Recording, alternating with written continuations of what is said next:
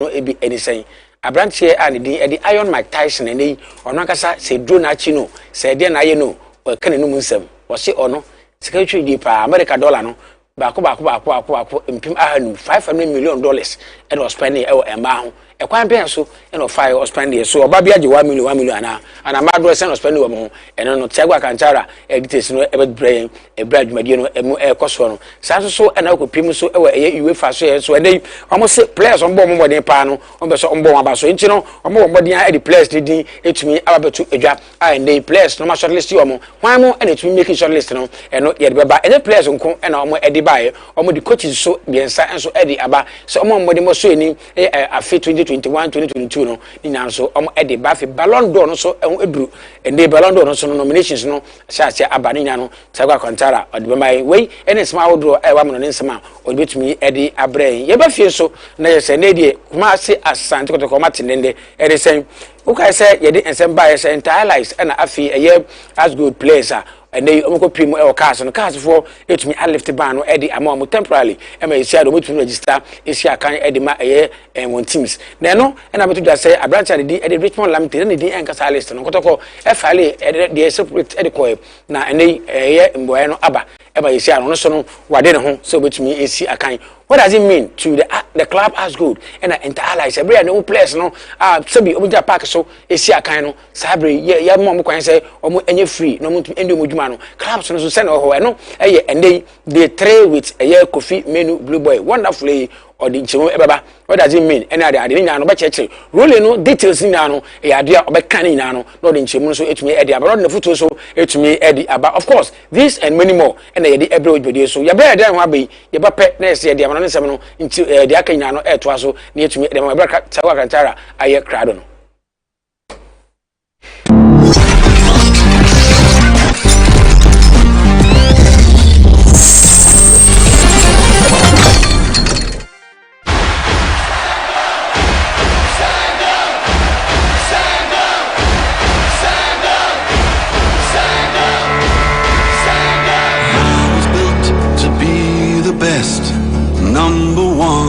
Nothing less.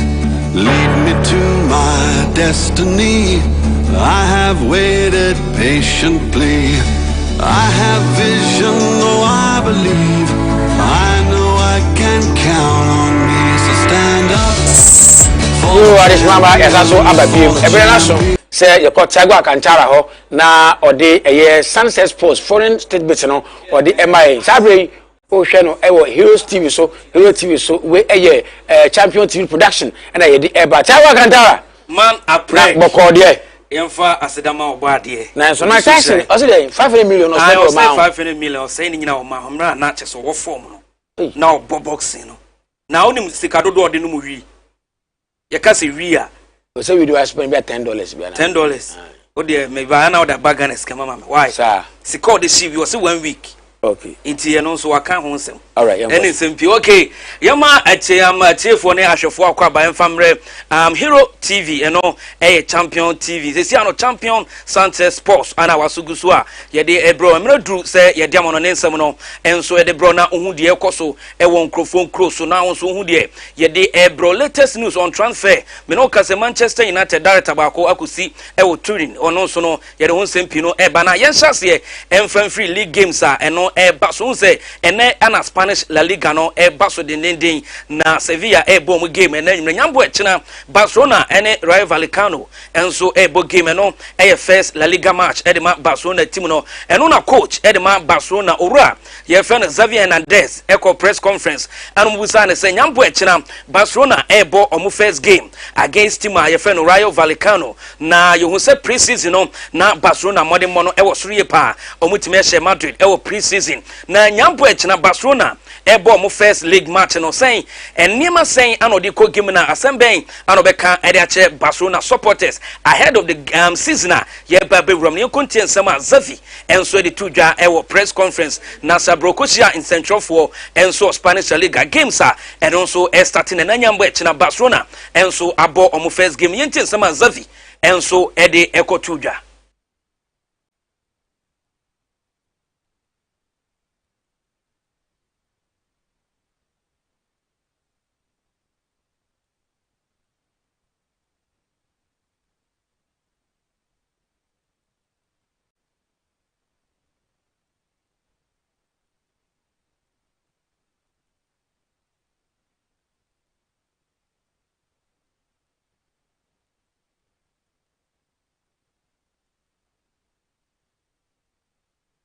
eno etiefo anahwefo de beche se Zavina ne voice no enso entimi ambo kyeremu a na kyese season ebe wram no Barcelona ene omo supporters ne hwe ni mu se omehu good football o se omonya good pre-season to hwe se team no enso de be wram nyambo ekina enso abral season no e start e de amatima ye fe ne Barcelona no Xavi Hernandez ne nsama wo de etu dwa na ye de matiefo na yakopiem enso Premier League games a eno e Barcelona coach a ye fe no Pep Guardiola ana ode abosobode e de ma Abrant your friend Eli Holland ono every Borussia Dortmund and a sign edema tima your friend Manchester City now upon the first game or show 2 goals and edema Manchester City team no neno ana Pep Guardiola say ohun player ni bi da na kwanya Abrante na near bro person ojin kruwa or person winning games edema Manchester City no ojiri say Abrante your friend Eli Haaland ba wa pa na ebetima boa ma Manchester City enso atima kwa anim so woni na di nkomo say oya striker ono Pep Guardiola pe striker onyina faako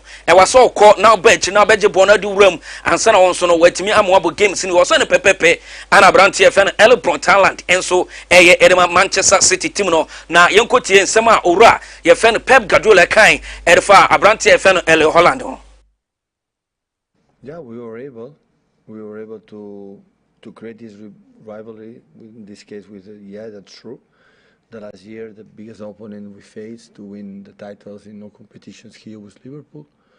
And be part of that is an honor. Before it didn't happen in this club, of course, when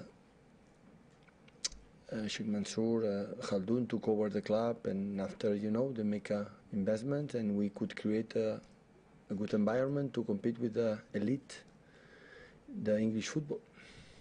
Yeah, we were able to Pep Guardiola ana yakotene kase odin semuno ede etujo chiremu a afenso no Premier League ni team ba ko a ohane pa Liverpool team no chiremu a na chese o trophy bi obekọ no beko na chese Liverpool ewo ho FA Cup a obewuram na Liverpool ewo fan na afa league a wo pedo be che no na chese waji league obekọ no na Liverpool so no eda so ntino England ho wo ne de ogidi se Liverpool ene chese team a hane pa no ensema you say Pep Guardiola enso edekọ dwen ho nsem no ye dema na ye bewuram ewo Arsenal team no wura ye fe ne Mikel Arteta coach edema Arsenal wakasa eda fa ne signings ho omubusa ne se amojidi se sia no Arsenal kwanya omofa so ebo game Gabriel Jesus ebai omo ebo goals ni ade Abrante fe ne Zinchenko ebepie mo Arsenal team nim na osan be sign players biem hwamu na ekọ na hwamu na eba na team ne eye yente nsema owura ye fe ne Mikel Arteta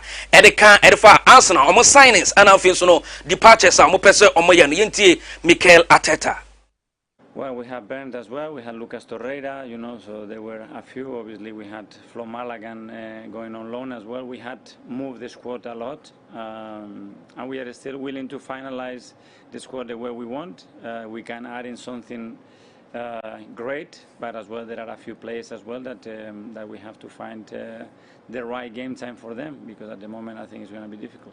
Okay, eno Mikel Arteta no de tudwa no ochiremu a epokra no ensoto gum entina Arsenal still omo hia signings emfa on say omo ebo games na amanfo ebo mabaso still ebi ko Lucas Torreira ekonemum ojiri say omunya more signings a eno betimi aboa Arsenal team na no nsem a owura ye fe Mikel Arteta edi tudwa na ye konsem from owura ye fe Antonio Conte nyambo weekend omo ebo big game neno ana Antonio Conte Tottenham na Chelsea eno ye London derby na Antonio Conte say se gaba eda Tottenham ana fe big teams wo Chelsea Premier League ni mu no ono de onyi ni se gap no omaklusu no enkakan kakra ojiri se Tottenham enso betimi awuram no mo gaba edom ntam omo ne big teams no omo nso etimi aklusu na emom so far de ontimi nka se Tottenham aklusu gap no na onye nsentro ni nsentro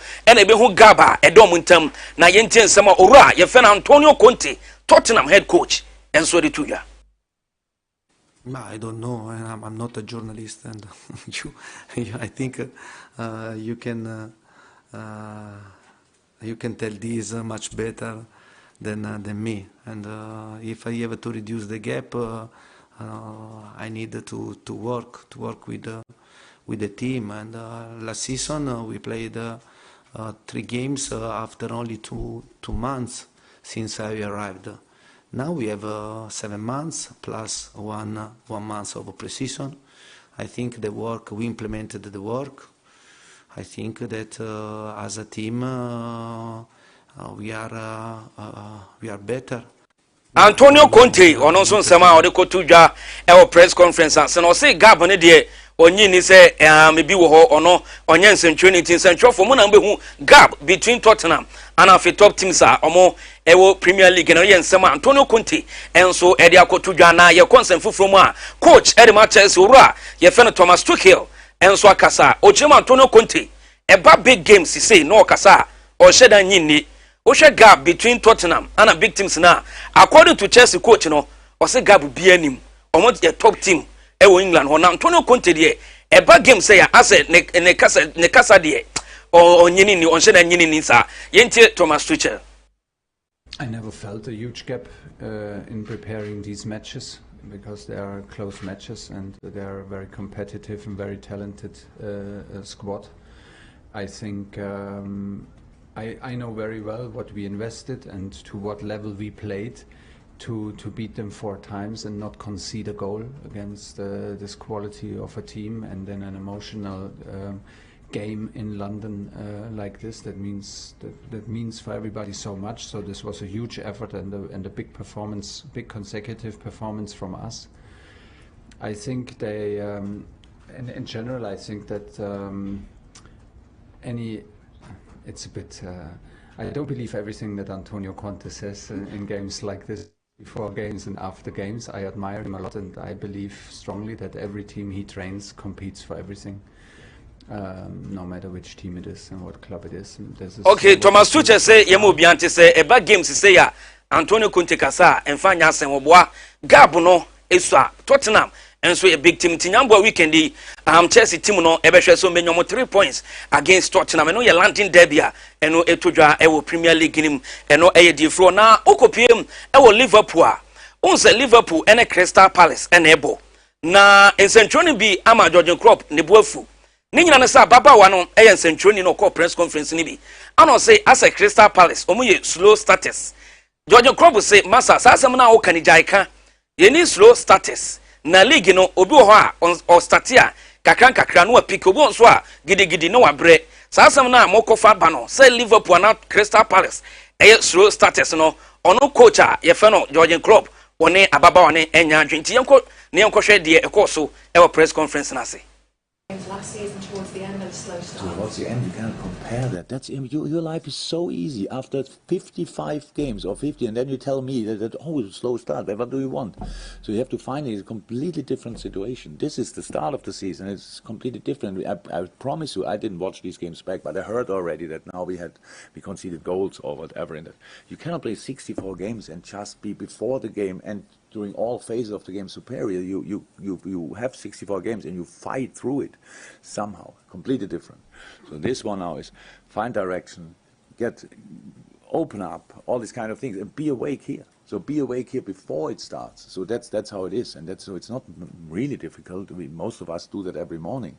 Some of us start every morning slow, and some of us start and are awake and could start working in that moment if they would need a bathroom. So and that's and that's George Klopp nsema o de tudwa no o say e simple ye ka say obi e slow starter o so on Chelsea ewia so bo hodanya ne ye na wotim say yes ne modern mono e wo soro ne vim no e wo soro ne mo me bedu anwumre no na waye basa bo on so a obeye bigia gidigidi bedu anwumre no waye basa ebi on so a na anwumre na ne vim ne baye pa enti ewia se de ye ni obi a ye ka say we ye say sansem no eni ho edane enti sansem no mo kan omo ne enya dwen na Crystal Palace head coach a ye fe no Patrick Vieira o se wo gidi say Liverpool players I pray pramanfo kano oni obi anya adwen o se Liverpool team no etiefo Thiago Alcantara pra sanso na Ibrahim Konate ono so pra nemom o kam obi ate say Liverpool e wo squad a o metimi de abo against Crystal Palace yenti owura fe no Patrick Vieira. Yeah, but I'm sure that they can cope with a couple of players missing when you look at the squad that they have.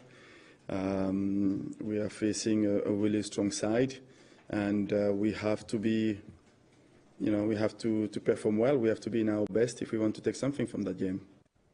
Okay, eno aye Patrick Vieira nsema ono so no ode etudwa about game a omle Liverpool ekobo say Liverpool omo squad a omo so ebetima abonfa on say Thiago Alcantara epra Ibrahim Konate ana fi players ni bibiri epra o Liverpool ni mum o se de ogidi se Crystal Palace enso obefa game no big game se ne be ya omo so ebetimi enya points e free Anfield no nsema Patrick Vieira nso no e de etudwa na ye ramo UEFA unze UEFA Champions League ba so last season Real Madrid team no energy ye na UEFA the players na fi coaches omo ya de mechre last year so last season no bani nyina so no omo di nominees no de abana answer na no yenhwe coaches a UEFA so omo ya de last season UEFA coach men's coach of the year nominees no de aba eno ene da ho no Carlo Ancelotti coach de ma Real Madrid omo boni din Joseph Pep Guardiola coach de ma Manchester City Jurgen Klopp coach de ma Liverpool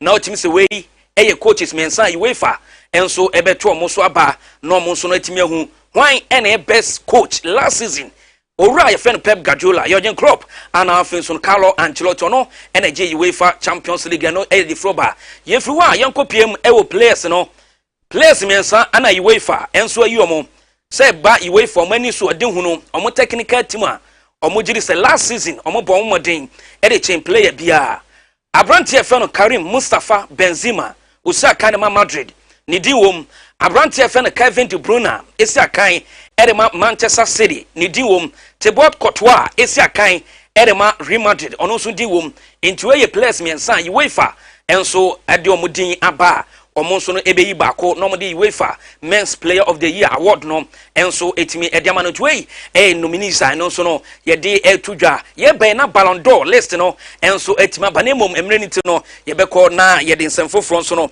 e de aba ye nwa Manchester United on say ye de betudwa sa brand fa na Adrien Rabiot osi akan edema Juventus na Manchester pa brand no ama se sia Juve ene Manchester wie Nemom Abrantia ye fana Adrien Rabiot ne mame de Veronique Rabiot oye obia nani edin pa o se Manchester penbana jisomo efri England eba Italy ho na cheso medin komo sikom de mama ne ba no na wotwe bi oji sei eden mo de mani nyina no jise Manchester impenifo free ho eba ama ne Manchester panyin afa plane akwa kodru Turin owura ye fene Michael Mata wono akwa kodru a yebeko na yakotie report no papa no duru airport na nsentrofo di nachi bebi okonyina na omosano no yebeko Turin airport ne yakohwe Manchester mo sporting director ana football director ura ye fen Michael Mata enso akoduru Turin yenkohwe video no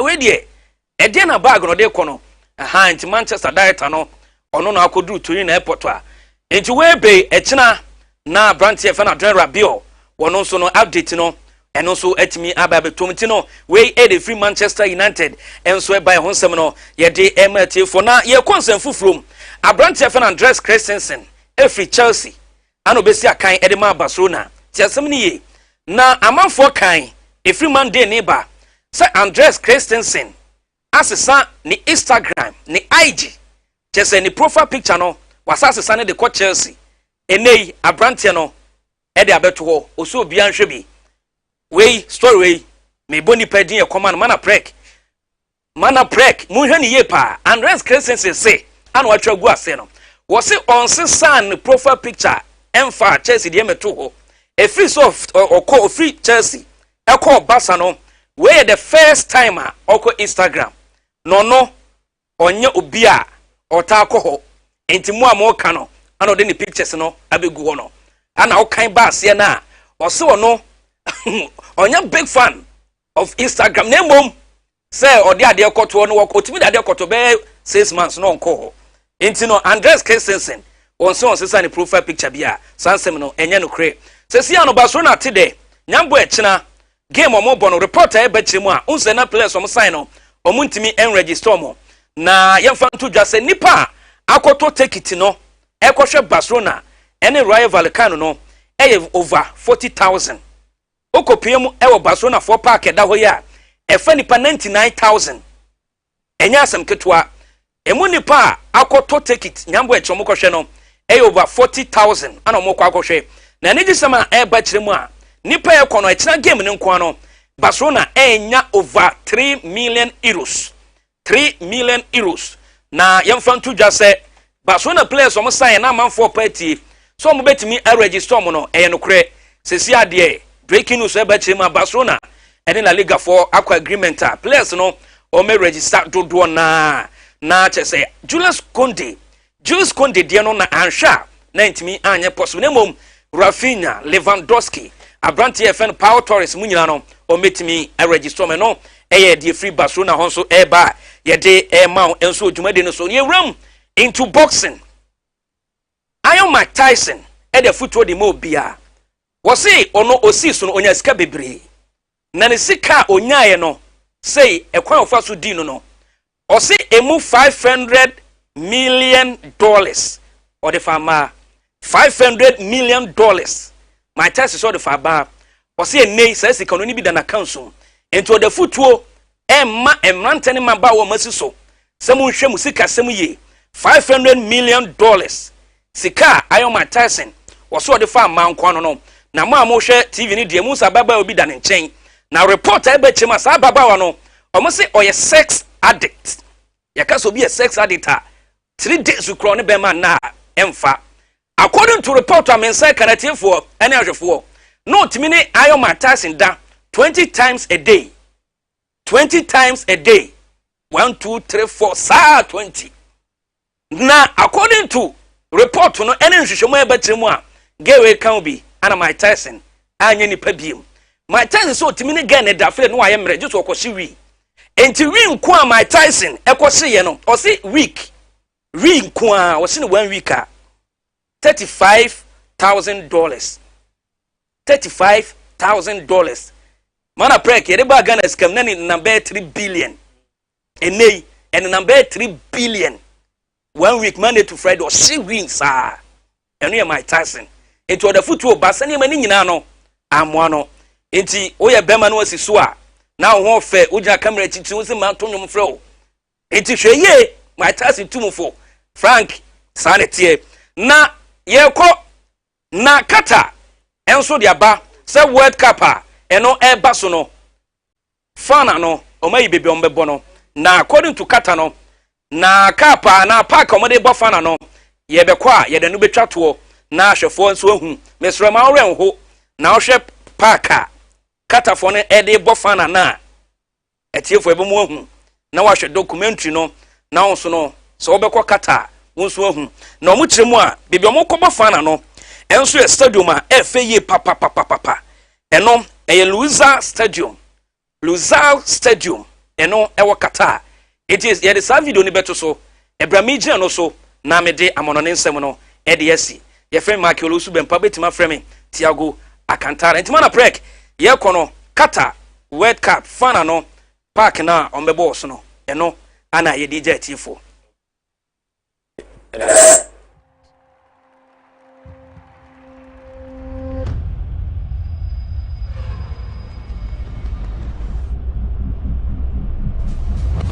And finally, guys, we come to the largest stadium here in Qatar, Lusail Stadium. It has a whopping 80,000 seats. That makes it, as per capacity, the largest stadium for a FIFA World Cup match in the Gulf. As you can witness and see and hear around me, everybody's preparing to welcome the world here so that they can witness, cheer on these 2 finalists battle out to see who's going to be the World Cup 2022 champion.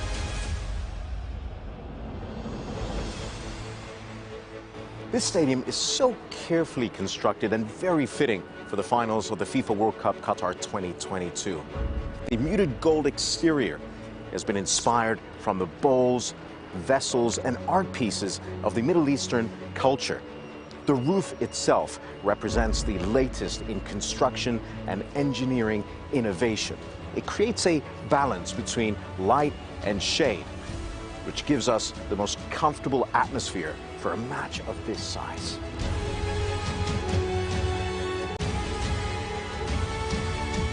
after the FIFA World Cup Qatar 2022.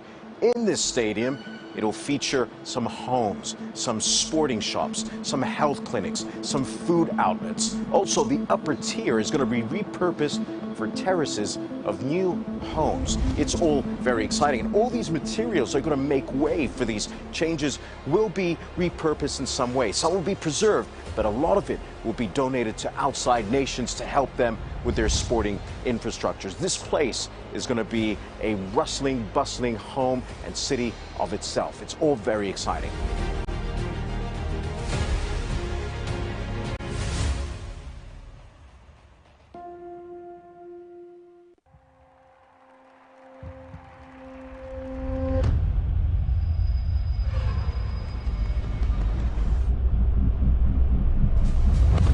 And finally, guys, we come to the largest stadium here in Qatar, Lusail Stadium. It has a whopping 80,000 seats. That makes it, as per capacity, the largest stadium for a FIFA World Cup match in the Gulf. As you can witness and see and hear around me, everybody's preparing to welcome the world here so that they can witness, cheer on these two finalists battle out to see who's going to be the World Cup 2022 champion.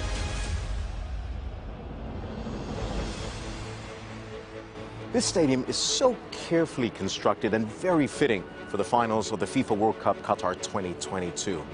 The muted gold exterior has been inspired from the bowls. You are this member as also Ababi, my brother say Yabafi, now you official one so Eddie, but for information, a year 30 man nominees now a buyer for FIFA Ballon d'Or. Your name may see, Nidin Yashes are you. Meaning, Medibusu, me who are Mabeka. But I be the Buffy, not if it's me or and some are a free a year, Quadacona, Super Soap, Eddie Abre, Super Soap. Super Soap folk operations. The way Ghana Nipa. We are Ghana Nipa. Yes, Sanet, on the Yanni idea. Okay. Yentimin go for video and DNT and one. The TV, no. At the end, you play Beshania in ye. All right. You better at home. Yes, well, now, it was a wonderful, and that's a day 3 was wonderful. Yeah. Because many blue boy. Yeah. And then, William Vedetino said, the sequoia said, a year cast for. My men on didn't say the same kind of Badinia. Make us a Wasakotarian. Yeah, and Akotarian, the freedom fighter. Yes, yes, the freedom fighter. On the Gaka for say on the Panish Kotoko. Sir, inti and also be room. Now I say, one was authority now, and freedom need to. Some mamma, tournament. Yes, inti, be room. Inti, Yadia Fisam no etwaso edi ama mugusua. Moshe eye champion Sunset Sports or champion TV NFA eye Hero TV na me amede ebremu no midin ede amwako sapon Frederick Nemum obetimi afremi super sub kofok na fisam no sede edi kai edi tudwa no gaka ensem ewa hanomo NFA akras folk imanu ajimambedu ehin ena ode nani echem ni nyina enso ewa ha yede ebremu na ntantam so yenhyase free clubs no womo aswe onze ye best statistics in this year na clubs no mo edomu Jesus ya ombe use for the season home away and afi third kit ni ade nyina no womo etimi ede bana club bit say Gold Stars Kotoko and afi Samatex ni Aduana Stars no Olympics mu nyina womo ede womo de etimi abanti yanko na yankohwe kwan a womo afaswa womo asi aunveli sa omo Jesus ya ombe use no for the season no.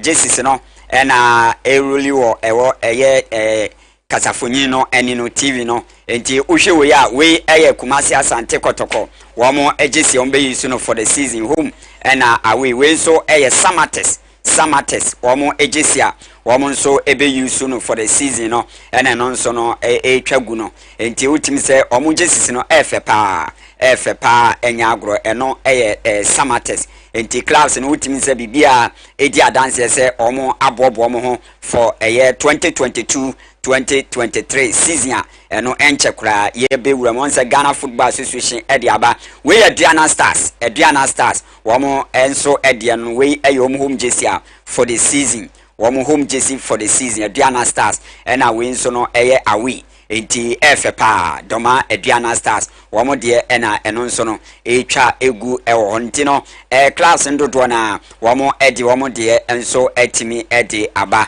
yes wɔn ɛde wɔn deɛ Accra Great Olympics mo wɔn nyinaa wɔn deɛ nso no ɛtimi ɛka ho a kyerɛ sɛ wɔn aboɔ mo enti ɛno ɛyɛ class no wɔn jerseys a wɔn bɛyi so no for the season class ni bi ɛdeɛ ɛna ɛno nso no ɛtwa gu no nti ɔhwɛ a obi a club bi ade ne deɛ ba ɛno nso yɛbɛtumi abɛyi no ɛwɔ ha ne nkɔwura mu ɛwɔ ɛyɛ Black Princesses wɔn ɛwɔ Costa Rica ɛnra sɛdeɛ yɛdi kai ɛde tu da no sɛ USA wɔn kyeɛ ɛtwa ɛka maako mmiɛnsa yɛntimi anteɛ na ɛno ɛna enei deɛ ba ne sɛ mmabaawa no wɔn nso wɔn ani abere paa sɛ 2 games yɛdi wɔn anim no wɔn bɛtumi adi nkum nti yɛnkɔ na yɛnkɔhwɛ saa game a ɛbaa so no highlight ne kakra ansana yɛtumi atoa so.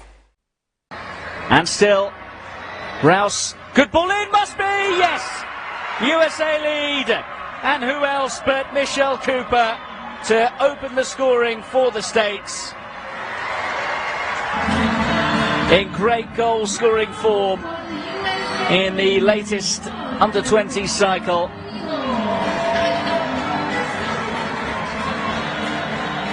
She's certainly onside, timed her run really well. Such good work here from Lenny Rouse. Cut back inside, and how about that for a ball in? Trouble for Jacqueline Owusu.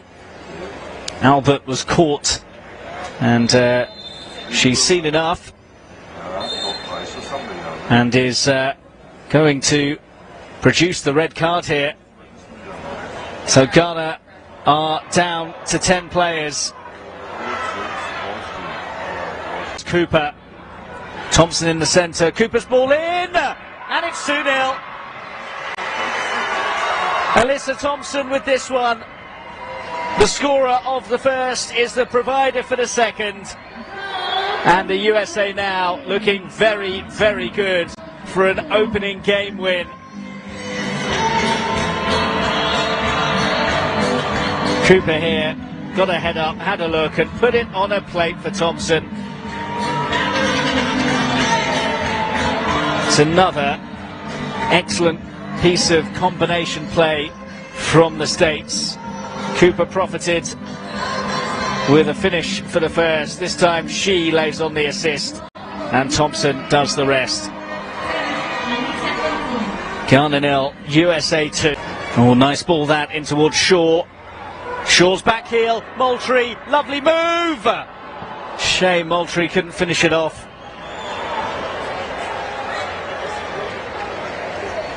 Exceptional play here from Jaden Shaw to send it through to Moultrie. First touch was decent, second not so good.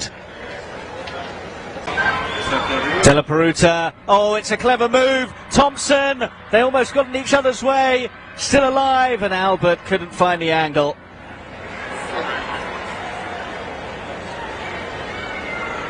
Really well choreographed, this move here. Neither Thompson or Albert could. Shaw with the cutback. The first time hit from Albert was Flynn. Well, a very yes, and Black Princess of Ghana and Ryan game any US boy you lose 3-0 no and no any a highlight ne kakasha and so saying I'm my second game yebebono yani Japan and ebebo na fi and last game yene Holland and ebebo Japan and ra woman so eshe Holland kabakwa woman entimi antie and no a FIFA Women's Under 20 World Cup and no ekoso ewo Costa Rica from there no yemuramu ewo Emmanuel Ajimambedu aswe wasi akan ediama brekum Arsenals and afi wabesi akan enso ediama kumasi asante kotok Ghana yeje under 20 World Cup no ewo Egypt no no ene ball last penalty ema yetimi eje trophy na Ghana had baby a bubruja na wasi akan so ediama Black Stars tukwa Denise nyina no wasi akan ediama mo Italy hono na ene dia ba ne se wone Accra Great Olympics etimi arechi agreement ya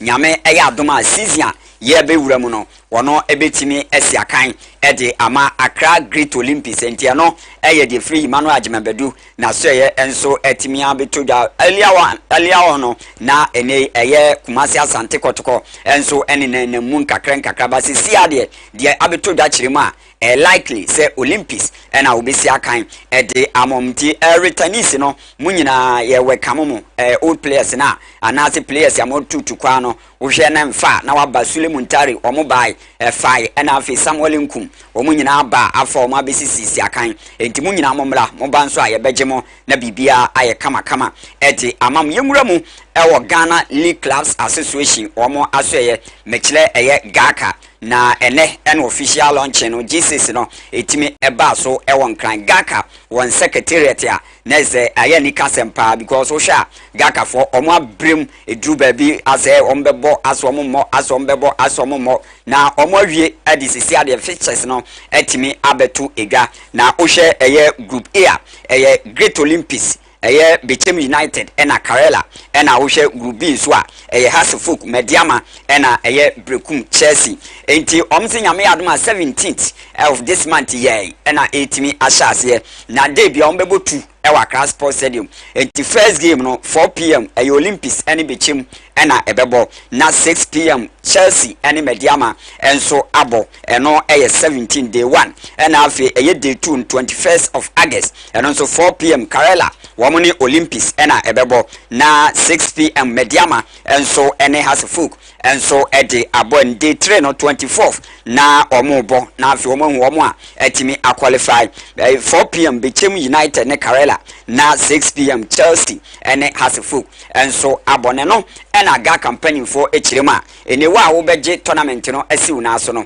40,000 Ghana cedis na wa wo betoso mienu no eye 30,000 Ghana cedis wa betoso miensa no eye 20,000 Ghana cedis no ena ebeko ede amantisi ade bibia atutum ede ama eye Gaka executives asisi ade Jesus no baso ne no ena wo mo de atudwa se ene Kumasi Asante Kotoko in the coming days wamo ebe punish wamo enti ena edi anim kakra ye a ebe wamo hwe anim se ga campaign for the wamo kano no se Kotoko etwe ne ho firi mu no wamo atomra enti omo hwe se ombe punish Kumasi Asante Kotoko enti no ene ebusa se Gaka wamo wo authority se ombe punish Kumasi Asante Kotoko anase omunni emre bia emo kwai se ombetimi apanish Kumasi Asante Kotoko yewie na bedwafo betenase a eno nso no ombe papem na afi ye hu de eno nso no ebetimi akona RTU aseye ene ekopiem ewo ho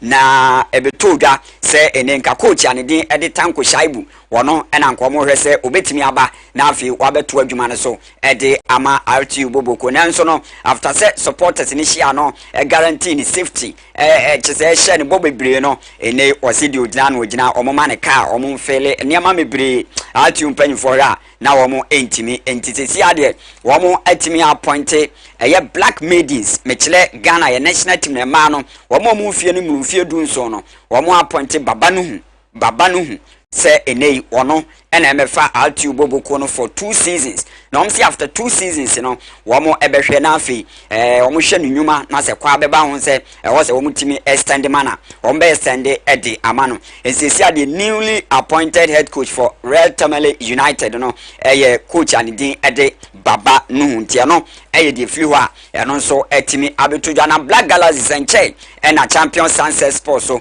yade betudwa se omo akopiemu ewo Nigeria eho ena Austria visas omukọ na afi omo atimi akwaje na omukọ ye nyame ayadom omo nsa timi aka nyame ayadom a omo hwe ni mu se omo Sunday ebeye omo be report to camp na Tuesday womo etimi afiri ha na omo akopiem Austria na Four Nations tournament no womo etimi akobo amabibia enso etimi akonkanhye ne nso se ombe free ho ena omo aba abebo Nigeria CHAN qualifier playoff no first leg wombe ba na afi omo abebo na nsa na omo akọ second leg no ewo Nigeria mamu ho na omo ahwe so ombetimi qualify anase womo entimi a enti eno the free Black Galaxies womo aso enso abetudwa andi kumi player na oye player edi Kumasi Asante Kotoko no a ekọ se team no sese na ni nyiwom and I say enough playing time tino wamo terminate ne contract mano na onko sisi ade wa Johnny Bechem United ya wasan 2 years ya wono mo a start training bibia koye edema andi kumi report wa eno nso ban se free ban ye de ban se woni has folk agree 2.5 years sabri kra won san ya akakra se obesan report kra bia ban se ene watimi asan aka se has folk wamo ebetimi aye no official ama bibia enso etimi akonkan free ban wono player edema akras folk ane modembo ekonkan pa a wo hwe se ombetimi anya no na afi ono nso etimi aboana ene referees wo Ghana ha ema ene emema na de tia ne se wo modika aye test dada na ene wo mo ye test na mo go through no nyame adoma referees ya wo southern sector nyame adoma china wo nyina ekopiem wo Capus na ho ena wo koyo mo fitness test na wo hwe TV ne so a wo be hu se enei kwan wo fa so a wo yo fitness test no ebi ena eguso a ene wo hwe no wo tututu mlikan kakra enti wo akoma no mere no se wakoma aye mere dia ene eduru ha wo hume wo hwe na wo hume kura no wo hume boro so a wo mtimi stop say masa gina nchai na se wa fail nti nyame adom akina wo Capcus de beto bia no ye de ebeba nyame adom a na suki ehia na wo champion Sunset Sports so a eno so ye de ebebremu enti wo fitness test no ehia se nyame adom a ekina na afi wo wi a na northern sector referees no wo nso etimi ayo mo de enti eno eye de fluwa eno nso etimi abeto da Richmond Lamte we good news for Kumasi Asante Kotoko ene the fans of Richmond Lamte na ono no nze ene Ghana Football Association tabua wom de to interlies players ni bi so ene Ashanti go players ni bi so a enche ye kura ene CAF wamo etimi eyi left ban no temporarily free yes our players no so no na Richmond Lamte de enkan we sanse players ne de na fipro for e de koye no na Richmond Lamte enkan na kotoko eteki mata ne on a wo nso epesiwe no ene de eniamapa aba sisi ade cars nso no etimi a grant Richmond Lamte stay of execution wo mu kirema obetimi abo kopim se umbedi asem no awientisi ade kotoko betimi a register no for Africa and Afi League eno nso ye bebo no na enche na ye sorry so na Gideon Mensah wono Ghanaian International usina kan ewo amanone na oye obo Black Stars na de tia ne se ene last season na of French Ligue 1 a obo ema Bordeaux na ye loan na sisi ade ban se ene watimi asanfie miensa contract e de ama newly promoted side ewo French Ligue 1 de ama Ozel asisi ade obe bondenden pa etimi de ama wo montino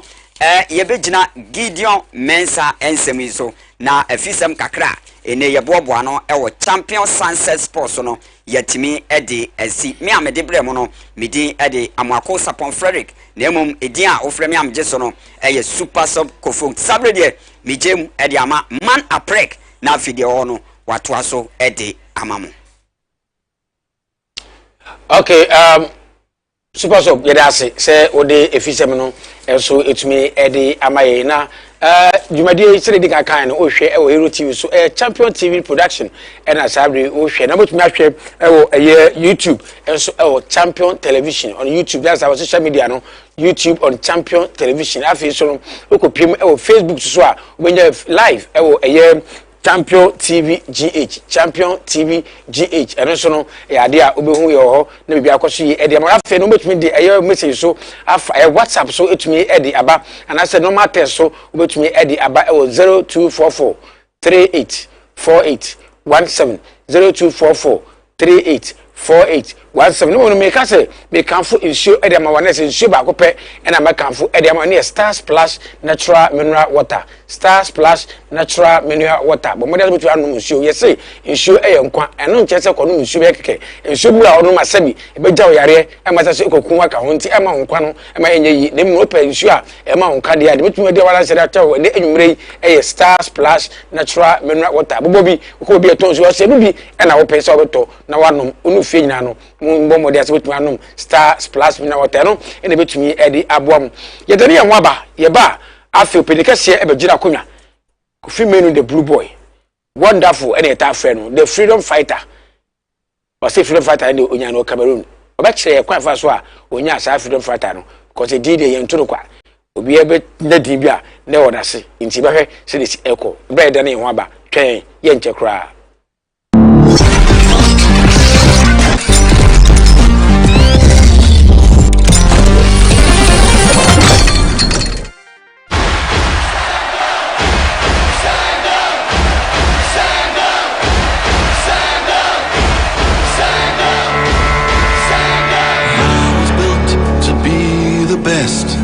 Number one and nothing less. Lead me to my destiny. I have waited patiently. I have vision, oh I believe. I know I can count on me. So stand up for the champions, for the champions. Stand up, stand up, stand up for the champions, for the champions. Stand up for the champions.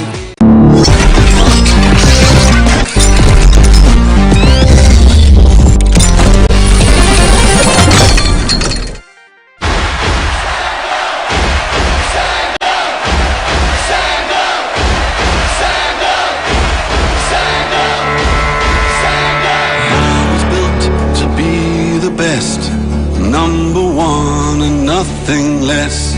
Lead me to my destiny. I have waited patiently. I have vision, oh I believe. I know I can count on me. So stand up for the champions, for the champions. Stand up, stand up, stand up for the champions, for the champions. Stand up for the champions.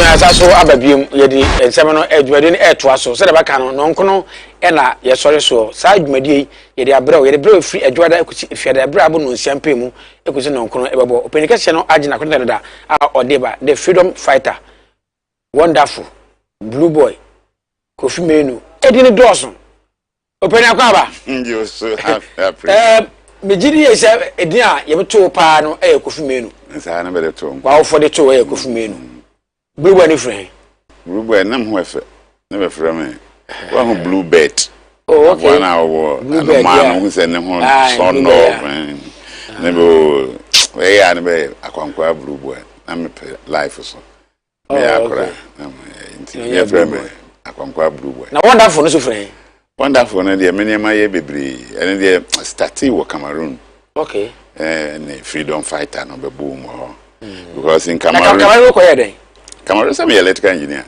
okay the first na ye call Nigeria 80s ni mu na mu ana first obinya be say ye mathematics and pure maths teacher dinam call Cameroon nti mi wura ho na 85 okay was a teacher first me ko kire ade okay me ye vice principal of comprehensive high school. I'm a principal of technical college. Okay. Until that time, no, will be linking me to companies. Now I started go into it. Now also now they were probably I was involved in very fast rural electrification projects. Into companies in Oji. I was site manager, project engineer, and all those things. I was moving around the whole general supervision work na nearby and say me in my life me pay kwasiabu because nipa de say wo opportunity be na obi hu kire na you must volunteer to help. This is because me mama or woman no e comfort and we learned from a comfort say me mama no boa nipa esan yare yes a fit yes a dam yes a nema bebre eno just opa better na say umpa. Until I was brought up in that manner. Until what I did was that because of Ejuma Anami Yentino, I came close to lawyers, police commissioners, MPs, even the chief of staff of Pobia chief of staff. na oyeme adam for close friend pa oba me yetrance ne nyina ya tutubi nti na ne amena me hu se Ghana ho no ya de friend say paper krata say card entity no ye citizens no dia na permit say you resident permit nti most of the Ghana for na ko en be ko yetri na be ko ye be frebe kokoko be shoe menders ni ade but say bi wo ha na ode no akobo bia other countries members na kronobo bibi nti no ma be start suspective de obeti no beduru ha no na Cameroon no so no wokọ kuro bi so akoye adwuma they list your friend mission order they list workers ni nyina nti most of the time me didn't that so Kofi man say a site engineer blah blah nti no o de call divisional officer ho your friend district assembly DC now the be akọ jandam post now the be akọ police post anytime be no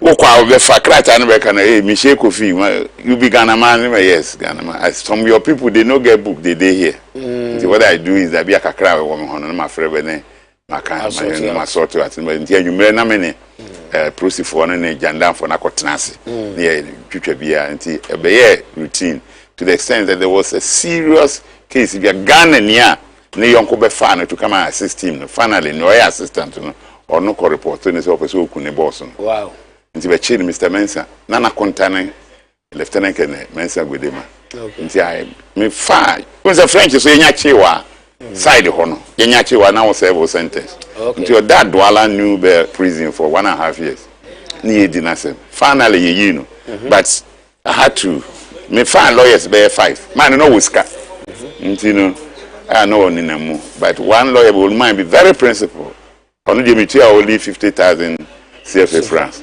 within 2 weeks na case no I am here Mr. Mensa amana baga nti no me guso ameye sa na me nya me Cameroon for nam for no anytime they see me na a police for no ba be Cameroon kaka a freedom fighter freedom nti e be name nti wonderfully okay that's it wouldn't you my one kofo kuye stories no okay be about Gaka some sanction protocol for pulling out from the Gaka tournament you know who is saying cause you about 4 and we say about 14 and I'll come here 6 and I say me himself 4 na bebo come on say some matches be doso enti nya dey metumi abo is a one mama mistake manya mamero manche so we don fanchem mayura na onene atram konwa nyina na Gaka top 4 no the history is that in Ghana I do time be near more FA Cup suspended for some time na intino na ye were 4 slots for Africa intina league near Boria first second ekobo Champions League na third fourth ebo Confederation Cup into the first top 4 of the league you know ewo competition nti Gaka for share na ye dwene ho say yemnye bibima to prepare for Africa. That's why we gave the name top 4. Somewhere along the line, I say, was it 2006 or something? Yeah, late. The can't say a ball at this league, yeah, Congress, yeah, TSS, you both do the 10th week match. Not that time, not closing date for registration of players for African competition.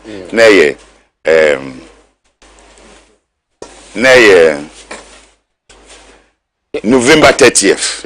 And you know, then November no so be do and starting time. You agree say 10 matches are able. The first 4 will be 80 say. Into your boy and that year name na qualify no why you da. Na me assist no.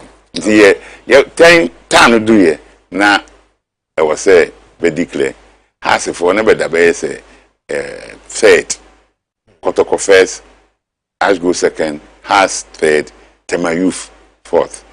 Na bedi edise nti ne be twene ne I don't know the ntim call boase nim ka say kwajofian no say masa mrade wudi so ebo nti entwe letter nkomo say this is what we agreed at Congress nti say wanye dia ye de won be famra kwane so nti we copy FIFA no say no person me ye dey o per se they were finding it difficult like as you say everyone was finding it difficult to declare Kotoko and Ask go to Champions League. Now has that as has Bakako Confederation Cup.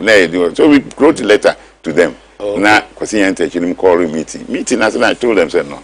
Mra, it is a Congress decision, and you can't sit here as president of the FA to change the decision. The Executive Council, you don't have that power. And until man then here cause I'm not so Kwesi came out to say yes. What I do can no correct. Until he declare has Kotoko had to go Champions League. Has and Temayu Uncle.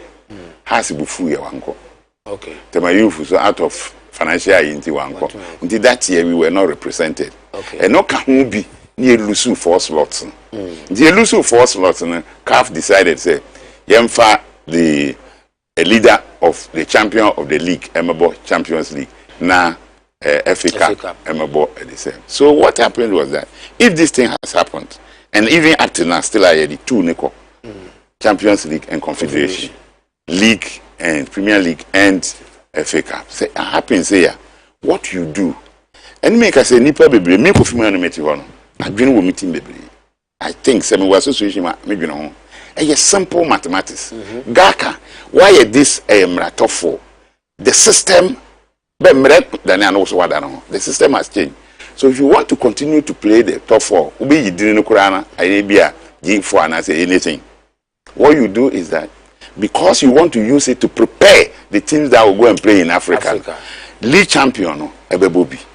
The runners up because of inner strength in Obama, good opposition, and a very attractive spectators. Amanipaba into the first two. Then you come to FA Cup, the champion, then the runners up. Everybody fresh in their mind that competition. Then you bring the 4 together and play. But now you are using the league. League now we use already top 4. Now it is the FA Cup that goes to the Africa. Meanwhile, you are still maintaining top 4. So Kotoko knew very well, say, at the end of the season, a top 1, 2, 3, 4. Abia, the reason for setting up an assessor, until they will play. All of a sudden, you come out to say, Jesus, because with the reason that your friend is the confederation not in top 4. So a simple thing. If you had done the small mathematics and selected we at fault because it's an association, a leadership because why I'm saying this is that they have arrogated to themselves decisions that should be taken by clubs, the members at Congress. That is why there is extraordinary Congress or emergency Congress. If you wanted to do this, you call an emergency Congress. The situation now this year is saying that House of Folk top 4 non can in order to give House of Folk some room to prepare well. Why don't we, as a member and members, try to consider this situation? At that time, the Congress, clubs and members, Kotoko will be represented, and it is majority that takes the vote. Exactly. Carries the it is binding on you. Don't do this, and you sit at the secretariat as executive council and you take a decision that should be taken by Congress.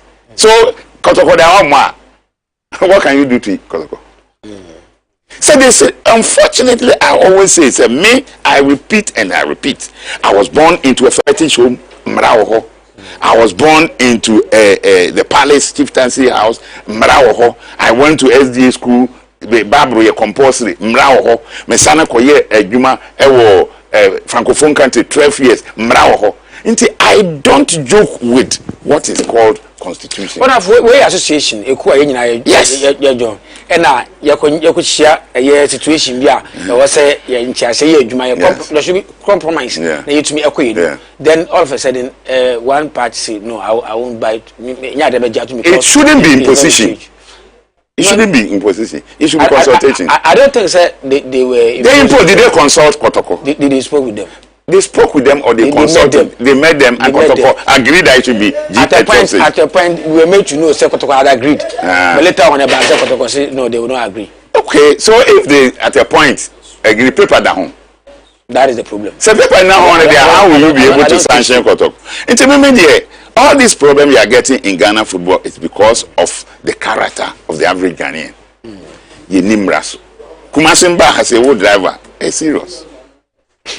And you make say trot no wagina kwa ne mfini na ofa passenger moto no is Cameroon ugina ho ane police ni agina ha arrêté ya mambara nya sire pake donner mo item papier no aje won krata nyina no de ahye ne botom no watu e de say moto no wono kwa akwohwehwe jandam brigade awo no akwo enti no obia di mra so bagana ha it is not like that mra the only mra ye di so ne say oba ani ba man ko ba so aja ya ne so but no kura no edru point bia ye buso esa yes bebre e chere wo so why be that na chere wo women men na women men aye man women no ho chere wa wo mra ho because ye ni mra so me that is the problem I have with Ghana mra no ye tintim mra no straight obi kro ye lawyer ni kura o take decision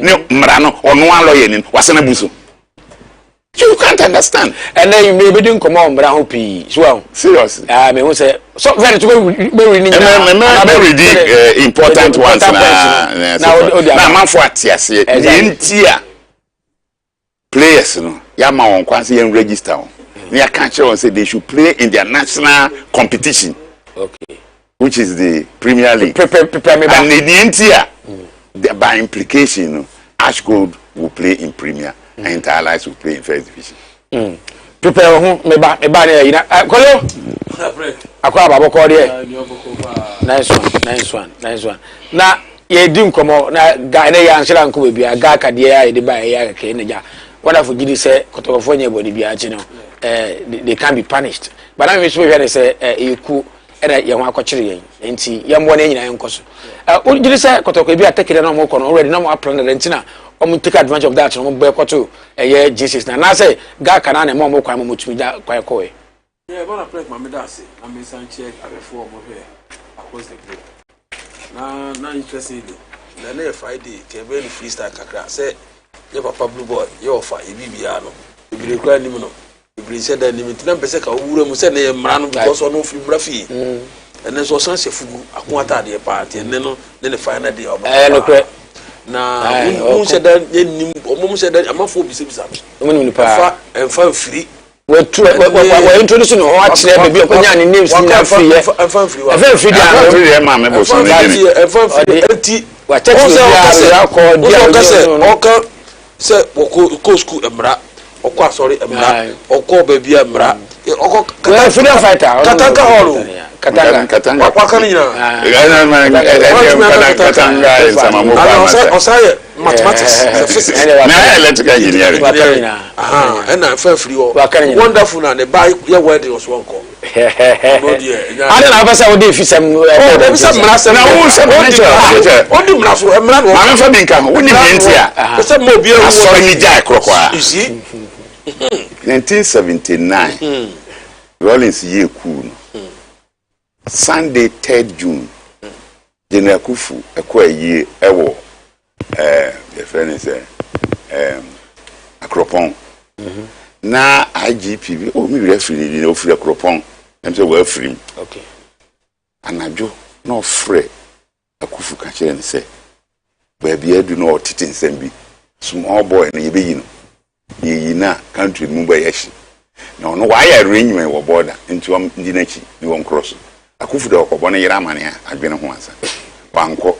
nti ni don 4th June na ku ni siye na Akufu amanfo ko so no mu na dressing like a malam be charter taxi be fasu hu mankesim sa kusi kekus no ko share I say Bishop Amisa fie e wo kekus the Rollins here announcement be say wa oni say wa biane wo che ba bia abrane ade then Bishop Amisa called the Catholic Bishop Conference head e won cran ka say Akufu Sheninchen so Ghana Christian say na so council for Ekohun Rollins said this is what they have said now Rollins the woman fan is a head of state it's not about him it's about never a prince the be ka kire Amisa anopa na ye kika say Akufu aduane a wodi ede man anopa na o ka kire say ba kwa okono ma bi ndi oni ye de nitin land robam ede ne bai but ne bai na asofri nyina de ede say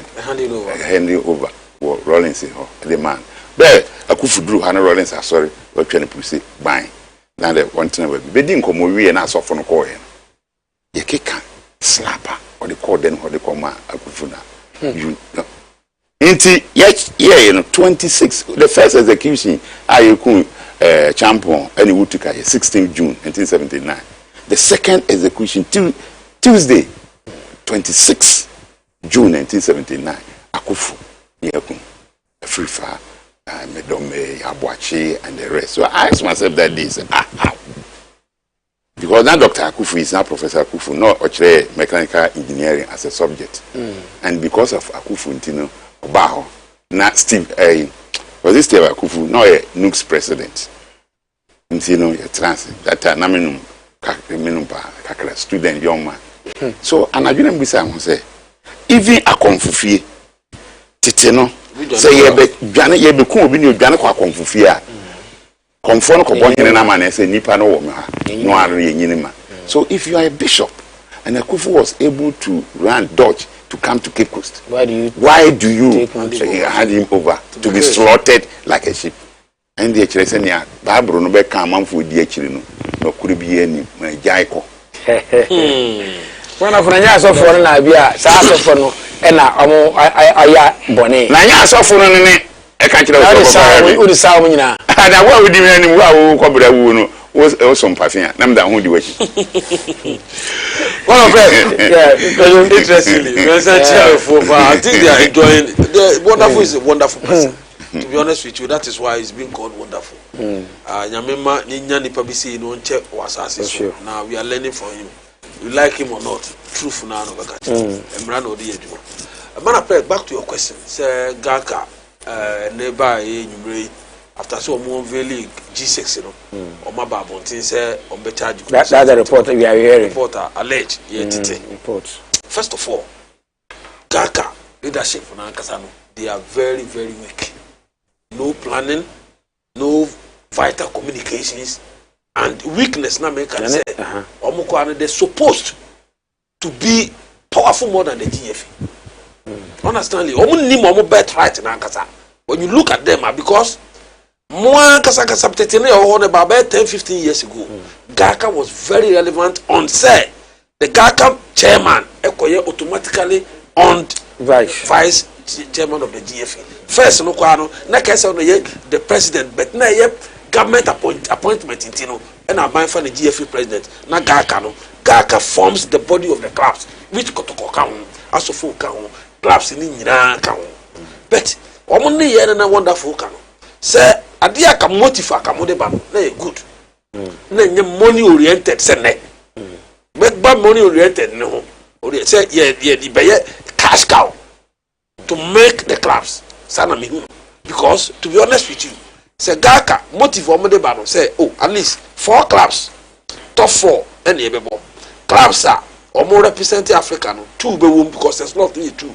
So you be the 4 na competition na clearly na more good preparation because with the motive no say na your time no synchronize with other leagues in Africa because of the cases need jacking attitude, justice delay, justice deny, protests baby it Egypt league synchronize it time you be a league no na Egypt for down here ebo it game match roasting and it's yeni akasa no pre-season e free muba na African slot abane ekobo matcha na etimi any form enti yema ekwan bi e league na na yesa create competition bi kaya so kaya sem papa for clubs no kay good but we Gaka of late for 3-4 years na yebo presidential club cap na ya discuss so ade eche baba yara etorobia ni abo match na duru a se 1-1 e bulu abi na se bebo extra time perception wa bonten no ekire se obu pesika because e duru baby happen 3 times at baba yara say memory ni be kai me a Gaka organize match baby akotoko as na ebo abi ebo match ni duru baby a 98th minute fans at Twins Club Park akase extra time and now go to penalties na announce aba microphone kutano o say ade echi a ya postpone and answer ade echi ebebo. But the clubs involved, they are all members of Gaka. Gaka a welfare body. Sure. So if opportunity abasi and to raise fund for 2 more. What is wrong with it? It didn't make say planning, communication, and yakasa. again Gaka yankasa no say was say turn every player bia you get your percentage. Your bomb matches bia will get fee you get your percentage. I the two foot Gaka foot Gaka bedru baby na ayere de across the country. Edru baby me avenue Alaji from Takware. Alaji Raji ekofa Enugu Rangers by ebete ade be chine say Enugu Rangers for the Gaka kokko to say omakofo ba per dem no musica na appearance fee emma. So eye of people, what you see is what you listen to. And people who are watching Gaka from afar, the branding, you know, make forms, perceptions, your money oriented, cash cowing.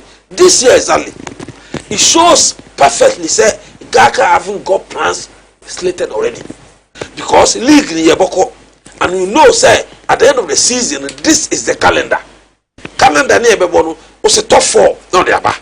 Edru baby eboa na so focus slepo ba na akodu baby na so na akọ o say me botoxes e putu kotoko away because be say question be say kotoko no munya aware na no ma dia tuma na they know say be Gaka top 4 and they know say upcoming season no e bia na bi obeko take arrangements on the carpet but ball league we no mu situation na has it really say perception outside they say House was playing match of convenience perception alleged because me facts that is why I make us say perception and you can see the last 5 matches of House of Oak not perception you know a reality among the fans outside there especially Kotoko supporters say Obokin Faisa 90th minute na why then you want to eliminate Techima Wonders 90th minute dead what so at your home base in Accra as you have traveled from north the whole season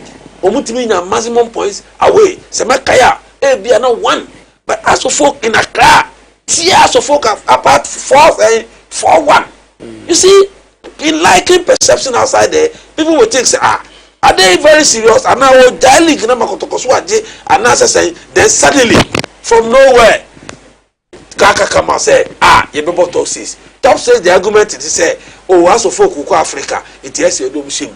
Then Kotoko supporters went aloof on radio on everywhere. Said that be yepene.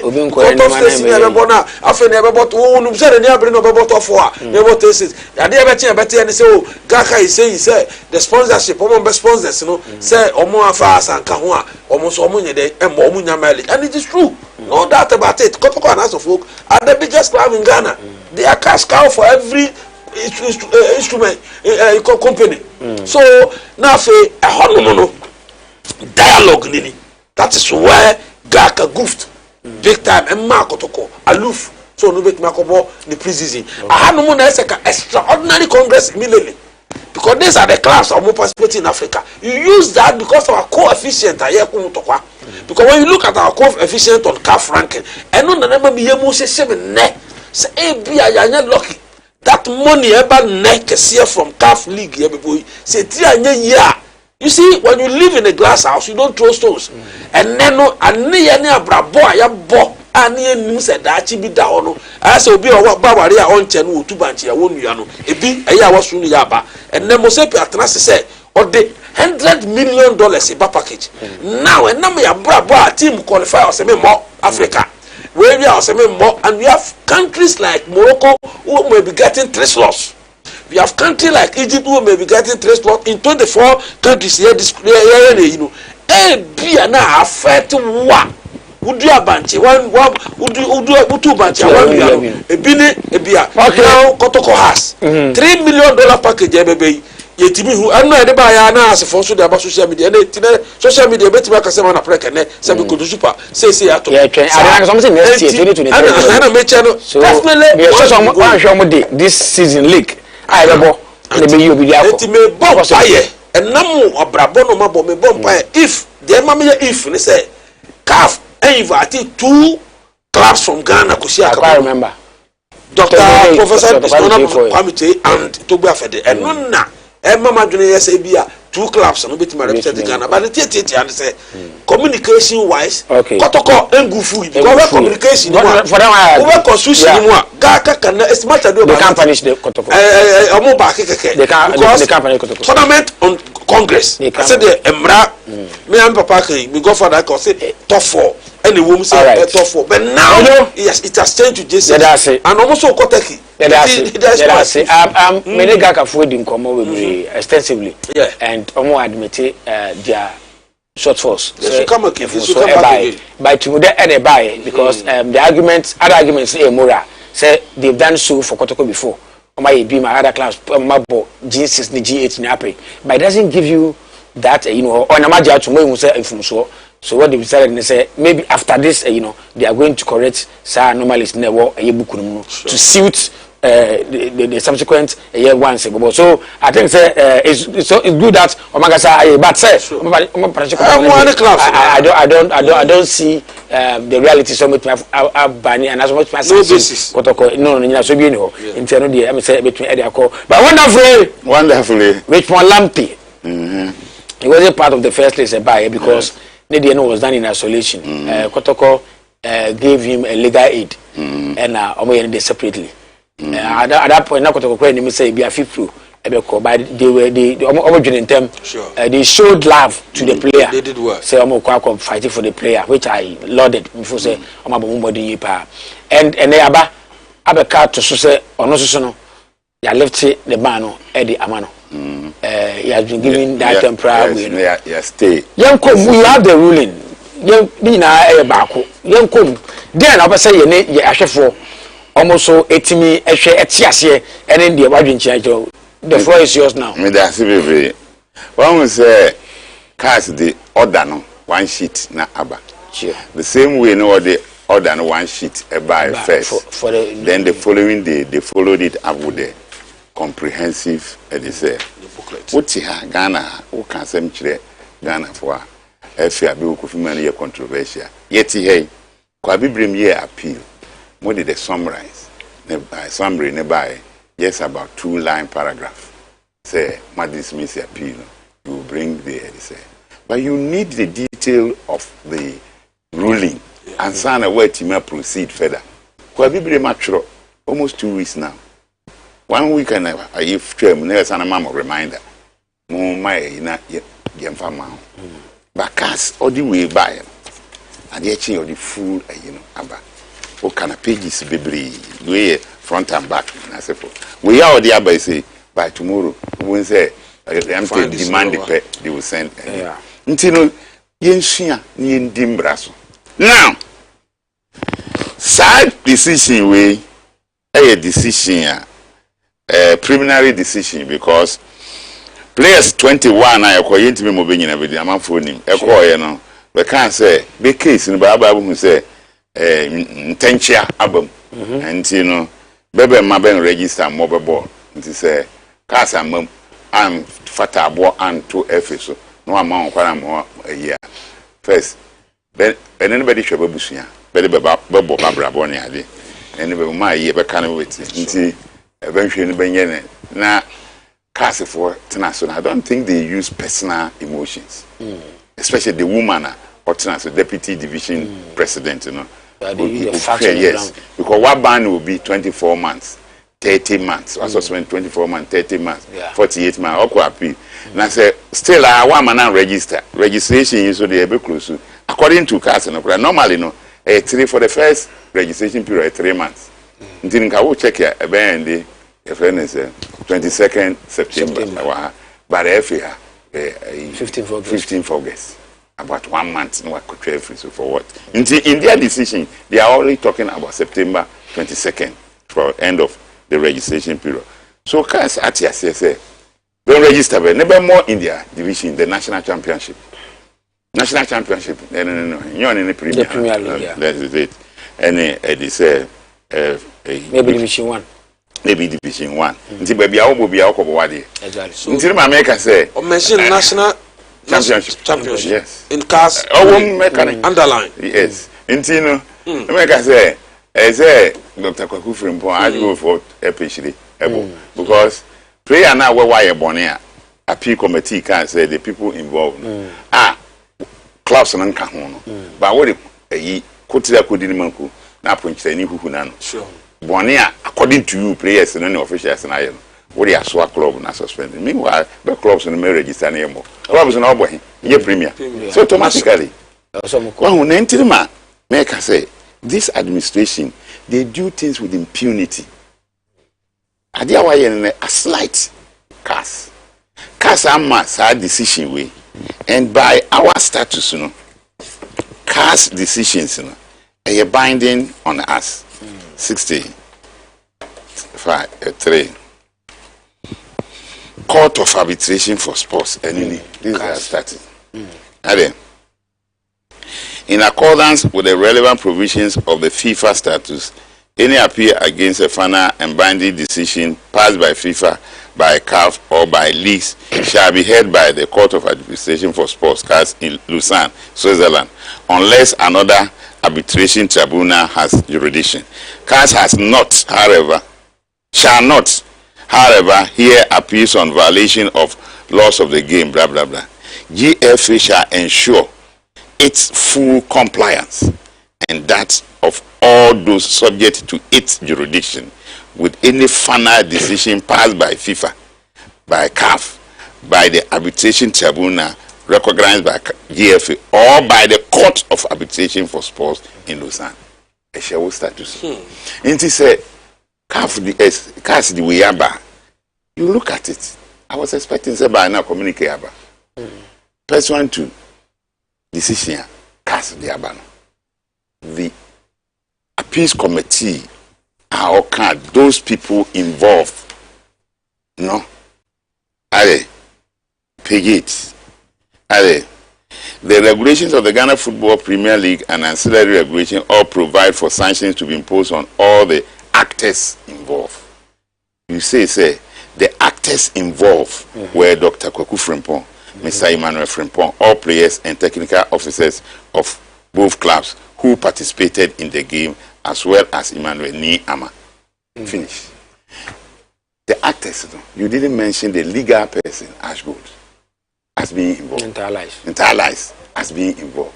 So if CAS says that he has lifted the ban, he has stayed your decision on these players in Asafua, automatically the players will come and register in that club. And you must reason to know that by implication affects Ashgold. So they must play in their Premier League until the final determination. So you come out with a communique explaining the situation and asking the players or the clubs to go ahead and register in play in their respective leagues. In their respective division. Ashgold called the Premier, Intala is called the First Division. Only today you publish fixtures with new name Tamale City, and you're part of it.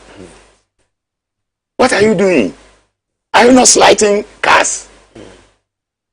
You have not even spoken about whether based on this decision the players should go and register and give guidance. Meanwhile, the registration will close on the 15th of August. And by this, so say for instance, say almost maybe a next 1 or 2 months. Na CAS, na CAS see boys na nyeboni. So what we have. That is what CAS has been saying here now, based on which they stayed and lifted the ban. So you must do the right thing. Oko can be blue boy and pay us. It is about mra. And you fear konya mra. GFA yeti yeno. Ni bi kura yenwo. Now, CAS preliminary decision about any messages and players, blah blah blah blah, represented by Free Pro, Hoodrop, the Netherlands appellant, then Ghana Football Association Ghana, represented by Miss now do fully naughty, Bayern and Company, East Cantonment, Accra, Ghana. Now do fully represent Now, I mentioned the parties, Tamunti. Now I'm a factual background. Factual background. On 17th July 2021, Asantibo SC won a Ghana Premier League match against its allies on the score of 7-0, the match. In September 2021, the respondent informed Amos Adai, blah blah blah, but these players, that misconduct charge were brought against them on the grounds that they did facilitate and participated in the playing of a fixed match or a match of convenience based on Article 34(5) of the say. Blue, I say misconduct charge was brought against them. Who sent that misconduct charge? No, why they call it? Oh, the whistleblower. The whistleblower. No, they wasn't the whistleblower. Player no tea. The player because of saying no. And I radio for every no say. And you didn't know say goes no. No, so make say it was about charge. Hearing, I got you bring up a hearing say. That is it. Now, you know.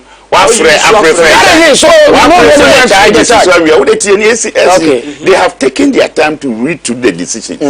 They make this summary. Yeah.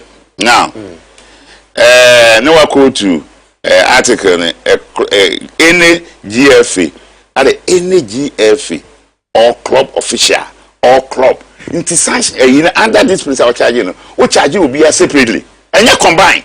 Okay. I didn't say GFA. Official or club, or say GFA and club, or player and club. Are they GFA or club, comma, official or club or player or participant of it? So every charge in Africa, yes. Intino who India obia ni chef no dia. Intino mambufu yese. Mrano saneka. Inti why we know the people involved. I don't know they could charge the legal person club no so they say no I say even the regulation says that relegation to a lower division. Now even in our your friend is constitution there you your friend higher constitution no? Okay. Or the statute disciplinary measures near in baby why we will go to disciplinary code, but we are the relegation to a lower division. Okay. There is a reason why in our regulations we don't talk about demotion. Because here we have deduction of points, expulsion from a competition of official. Yeah. There is a reason. So no if you are a lawyer and you go and quote this, which state that relegation to a lower division, and then you go and write in your decision say you have demoted. What? So in your statutes there's nothing like demotion. No. And any Article 60. Okay. That is the status. No quote to you 5 paragraph 5. There is no evidence that a notice of charge was issued to the other applicants, Alex Asso, Felix Abuska, Mohammed Zakaria, Shaibu Tafik, Fad Ibrahim, Richard Aqua, Paul Asare de Varis, Ado Kadir Mohammed, and Isa Ali. So these people, meet here, I can confidently say they are free. Wow. Because Kas say, there is no evidence because the respondent, the FA, has responded. And they have gone through all these decisions. And there is no evidence that a notice of charge was issued to the other appellants. No one mentioned it. This is Ankra we know there. Semene banka mekwa kotoko so yedi china. Now, min kan be. Oko wani ba hwehwe ma na oba baby ya suspend him for 48 na. Then he comes to proceedings before the cast and the parties submission. On 25th July 2022. Also there. Proceedings before the cast and the parties submission. Okay. What? Sure.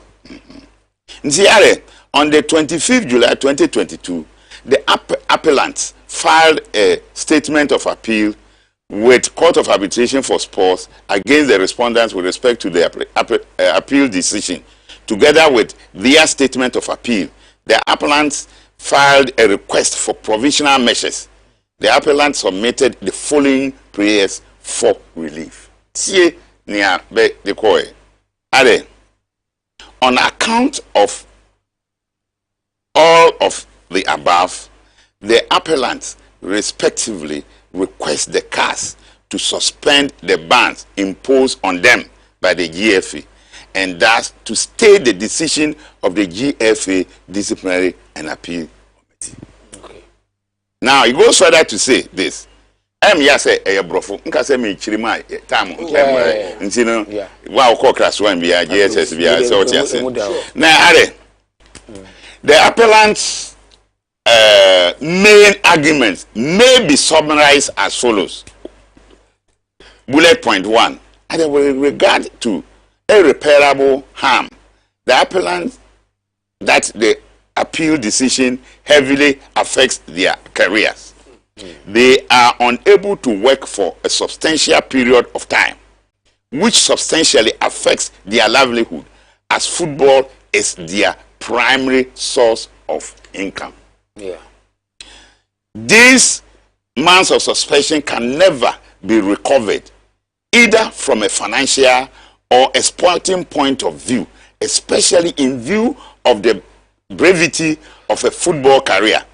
In addition, players can only be registered from 1st July to 22nd September, so that the appellant will miss the entire season should their suspension be lifted after 22nd September 2022. Finally, the fact that they may still train is not sufficient to protect their personality rights. Deadline by September. I mean, say normally. By now, case Monday, 15th August, Agrono, you can say Agrono ko yi ani pantiase. Enya talk show ni social media at the say na get run association. Then bullet point 2, with regard to the livelihood of Sussex, likelihood of success, TNO, the appellants underline that the GFA disciplinary decision lack any substantive evidence and argument against the individual players, and that many of them are not even mentioned at all in the considerations of the decision. Tama ye decision last for ye could ye investigating. Some of them were not even considered. We were no ni ho ni we are ban. The first way you interesting. The appealed decision does not demonstrate that which specific player, if any, engage in match fixing. What? Any of them. The appeal decision does not demonstrate that which specific player, if any, engage in match fixing. The appellant suspect that they have been sanctioned merely for playing in a fixed match, which cannot be condoned, and it's incompatible with fundamental principles of law and fairness. Now, you go to the next page. Finally, they made their submission and said that finally the appellants submit that they have been wrongfully banned from football and are, as such, unable to work and provide for their families, although they have not even been specifically accused of active or passive match fixing. The mere fact that they played in a game which was allegedly fixed does not mean that they fixed the match themselves. Absent any specification that an individual player actively engaged in match fixing, none of the appellants will be a concrete risk for the integrity of the competition. The possible postponement of the sanction will also not negatively affect the GFA. Now, TNA FA will respond to it. That's the old kind of players now, summary of what they presented. Yes.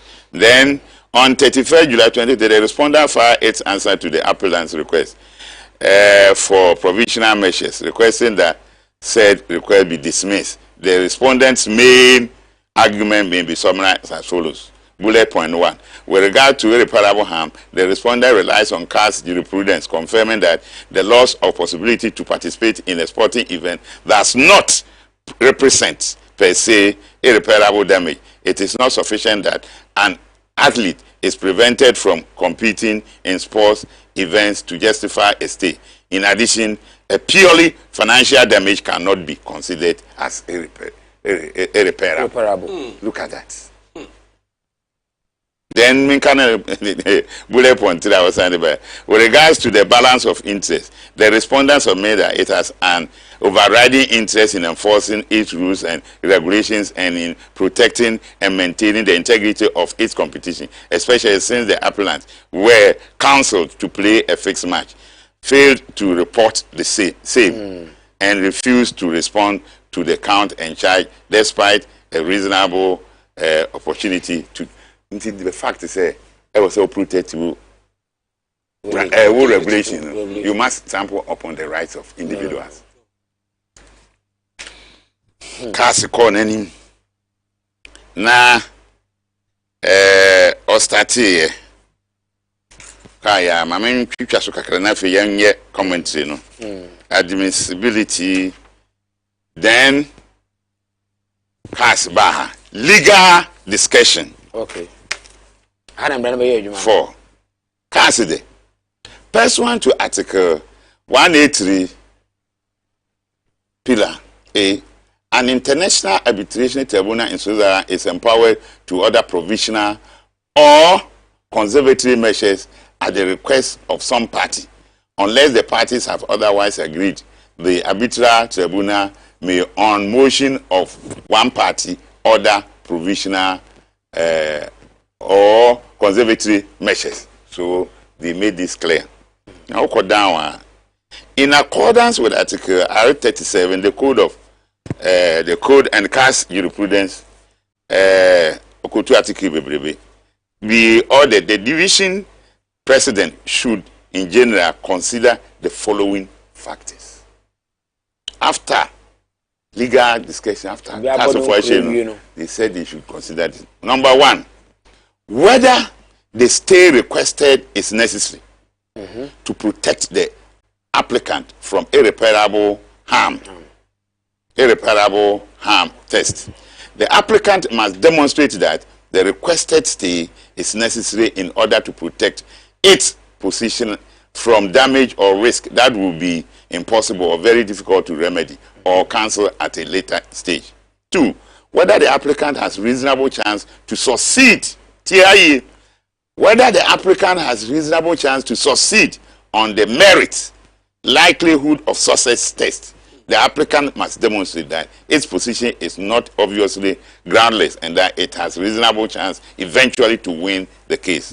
Whether the interests of the applicant overweigh those of the opposite parties and of third parties, balance of interest, the applicant must demonstrate that the harm or inconvenience it would suffer from the refusal of the requested stay would be comparatively greater than the harm or the inconvenience other parties would suffer from the granting of the provisional measures. So they are considering all this. So he finally they considered and they ordered the stay. That's my Then make sure say assembly reba. Now, division president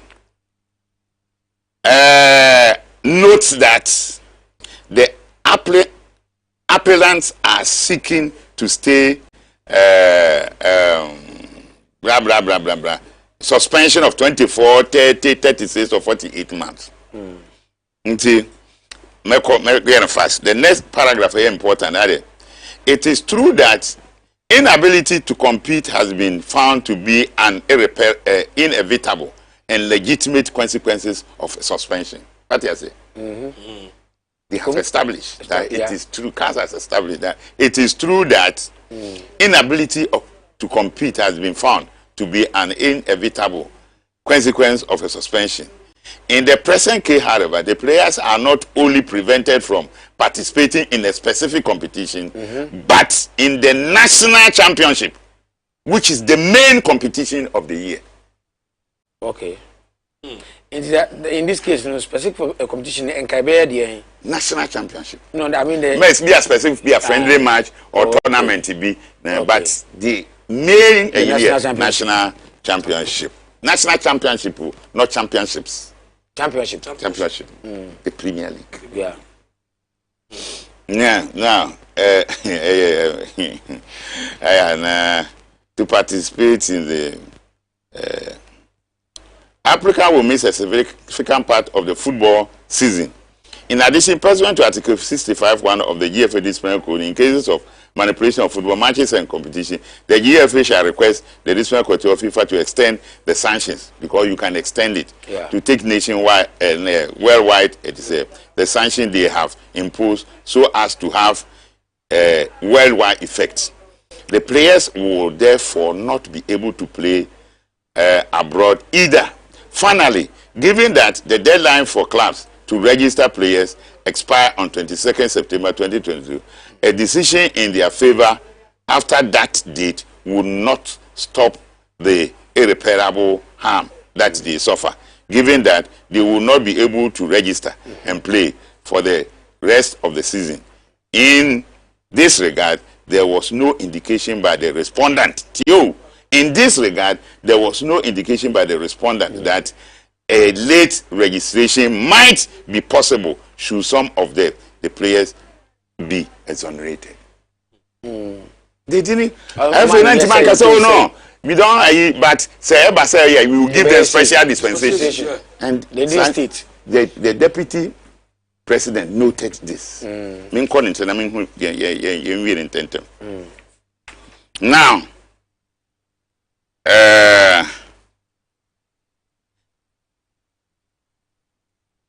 finally, no what year we your kind say, 34. In the light of the above, the division president considers that the appellant may suffer irreparable harm in case the requested provisional measures are not granted. Then likelihood of success.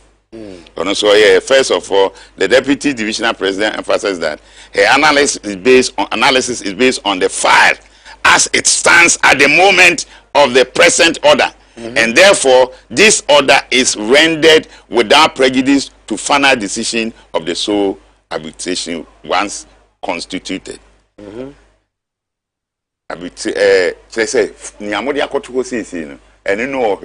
Players in the Troy and the FA the facts of the yes.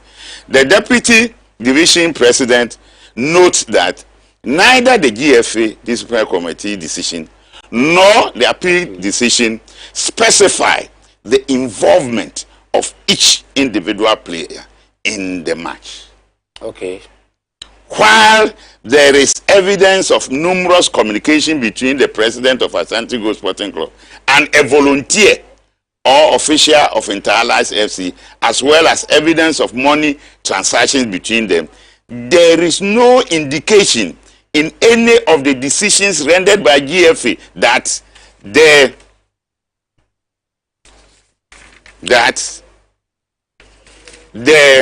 players were involved. What is on here? Let me repeat it. While there is evidence of numerous communication between the president of Asante Gold Sporting Club and the volunteer or official of Interallies FC, as well as evidence of money transaction between them, there is no indication in any of the decisions rendered by the GFA that the players were involved. The only players named in the GFA decision are players who did not appeal and therefore are not parties to the present proceedings. And when him say appeal committee for can say this appeal is by way of rehearing, so we shall not be following the grounds of the appeal as listed by all the parties in the process file. We shall review the records and apply the regulations of the GFA in establishing the guilt or otherwise of the clubs, their players and officers separately. That is what you say you will read here. See near Kasaka. Finally, as regards the respondent's argument that the appellant's failure to deny the charges, the appellant's failure to deny charges brought against them shall be considered as an admission of guilt. The deputy division president first knows that some of the appellants deny having even received a notice of charge. In any case, in appeal proceedings before CAS, the facts and the law are examined de novo. De novo, they say, complete afresh. Start out re-hearing, complete afresh. Meanwhile, you can't, but you didn't do it. You didn't give the re-hearing. Now, until Otuasu de novo by CAS in accordance with Article 57 of the Code.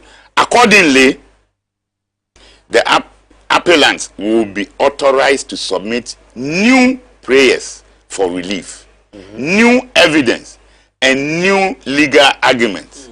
Their silence during the first instance proceeding can therefore not be interpreted against them before. So the re-hearing so in this case, wonderful.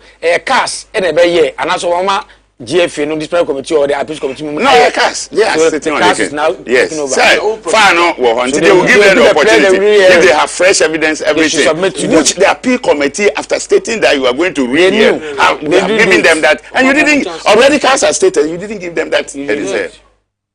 Now, then it goes on to CAS. In light of the arguments and evidence submitted by the parties at this stage, the deputy division president is satisfied that on a prima facie basis, a plausible question has been raised regarding the validity of the sanctions imposed on the applicants. In conclusion, the division president considers that the criterion for likelihood of success is met. The criteria. Let me repeat. In conclusion, the division president considers that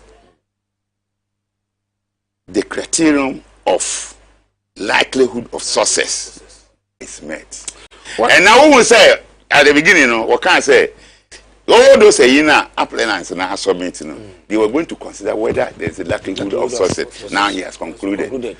Based on that conclusion, now they gave these orders.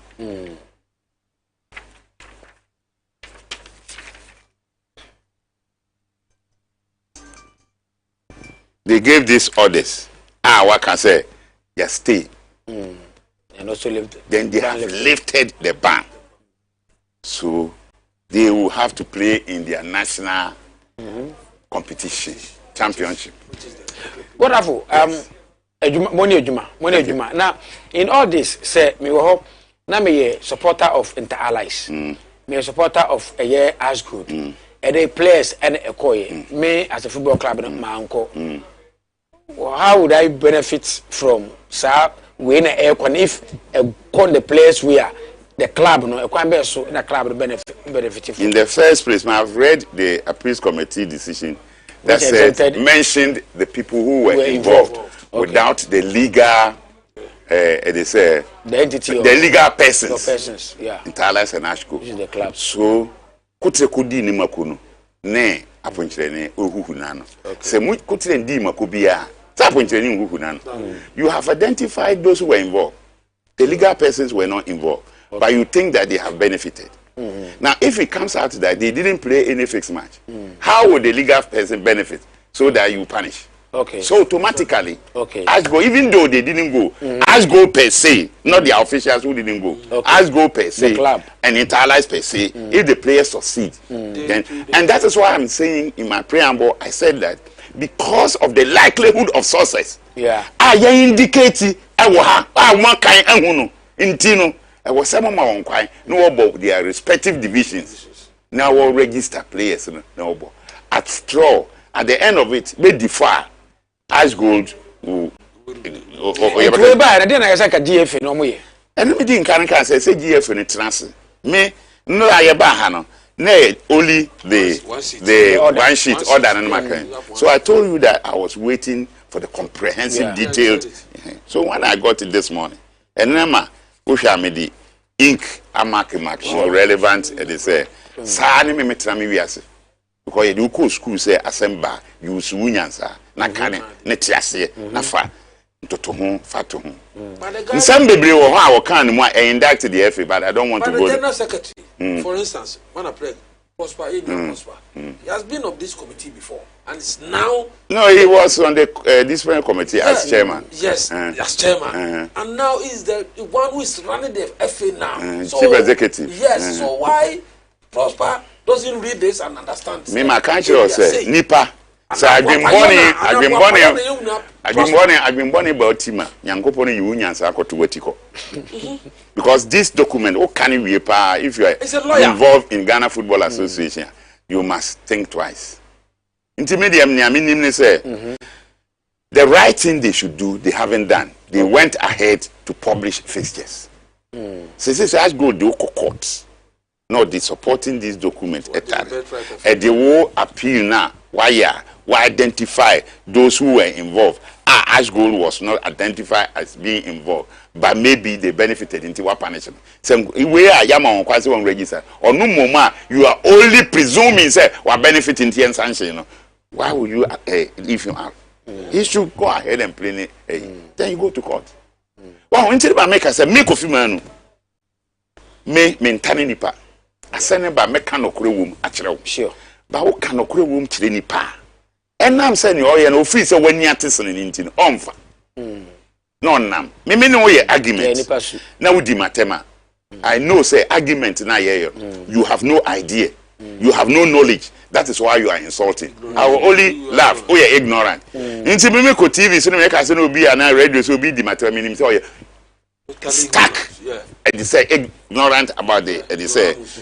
But in Yamaka, any Yamasana can win some mankind to public because of certain where it's indictment. There's Ubin Kokan idea and I say, oh yeah.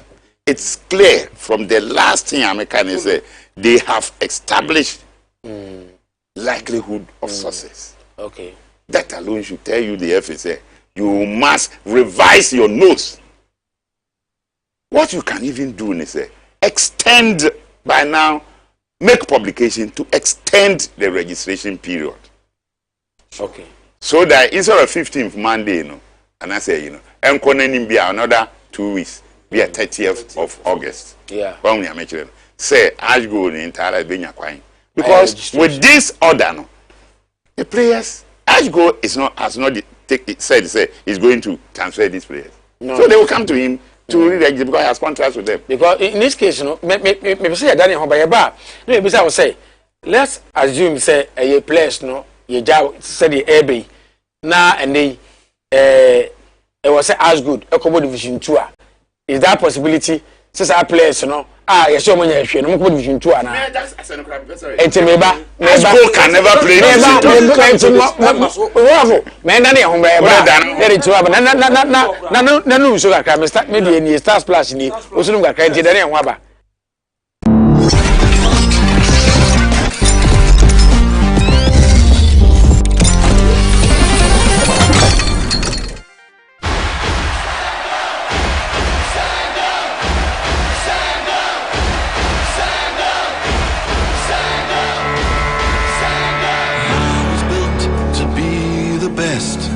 #1 and nothing less. Lead me to my destiny. I have waited patiently. I have vision, oh I believe. I know I can count on me. So stand up for the champions, for the champions. Stand up, stand up, stand up for the champions, for the champions. Stand up for the champions.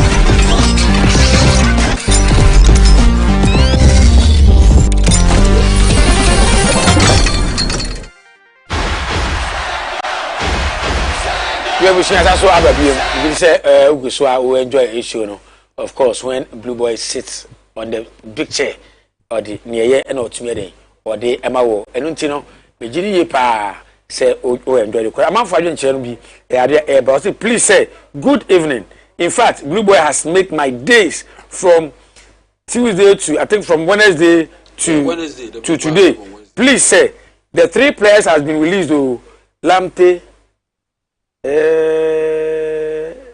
Kotoko player Bam from Omega. So, 3 players. Go up, Ubo 3 players. Anyway, Bam from Omega 1. So if you be quiet, ready up or the buy. Afe, you call the buy. Afe, you authority. Chima also the buy. I say, good work, my brother. Please, today we need more time. Today because next week, Big Boy is not there. Please leave Big Boy to work. Big Boy will be available most of the time. Don't worry. We about. I'll say hi. Good evening. I am Atesco from Hani in 10 District, Bono region. Please, any transfer from my famous club, Liverpool. You are doing the perfect work for the country. Please, what time normally do your morning sports and you confirm and so amount. Chairman, I love your sports, especially your analysis, which is also done by Blue Boy. Please, tomorrow will you show EPL to us, we the viewers, but EPL right, you know, what that Roma, but promise so say you be so amount. Wonderful. Yeah. And let me be say, and the players yes, players that yes sign players you able premier. In the possible say, and the players na say ye jam name no club no dey uncle division 2 ana. No. The implication of this actually clearly say the club will have to play in its original status quo division until the matter is determined. Because like I said, appeal committee decision no but that is what they have attacked. And that is what CAF said they should suspend. And it is in that decision that they stated the people who were involved in the act without the clubs. So if what found the people who were involved no are punishing me, next any pan ya back or baby, I can't say punishment in a mon suspended, ya left him, register more. Maybe how do I continue to serve a sanction? A common sense. Maybe we'll go further. What I know. Question visual trigger see as good. Now for instance say be a goalkeeper back. Manchester United because in that ruling of the DC na bogus na cast transfer no. Now they should reverse back because they are breadwinners of their family. Omu revoke the guys ITC. Okay. So they should order the ITC for them traveling back. Now see Manchester United about so a goalkeeper. Oh as good. Question. So, listen, that traveling ban they put to them, I stated it clearly without any ambiguity. Say it was unlawful and illegal. How? And against the basic human rights of they are behaving like francophone country. We are born now with the prison. That's what they were doing. You're starting investigation. Where you cannot travel. Are you the president of the Republic of Ghana? Even the president of the Republic of Ghana cannot do it. He has to go to the law court to get the court order so that your passport can be seized. Even vulnerable. Treason case, I said, no passport in man. Have they said he cannot travel? So I told people that what you are doing, and this one, people can go to court and seek damages, serious damages against EFA. Because if somebody lost contract during that period, CAS as stated said within that period, fairly in his attempt to reverse the decision, you can make it worldwide. In this case, you know, Dortmund. Yes. And I made a pair as good player, and I'm paying Tara player. And I'm say, oh, case be yedi, but same me pen. And I make a ton. Yeah. Now, but near say, it today as an abona is my own. Yes. And it's a conversation. Because publicized, you are aware. So you are taking the risk. This has me, you know, Onukwano is not in Ghana. Nigeria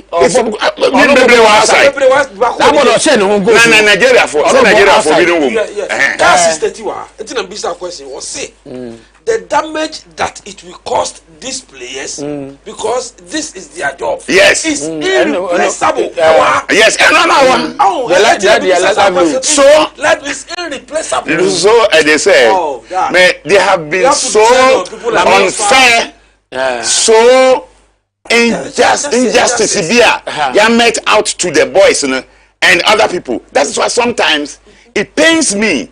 Say people go to law school. I have never gone to law school.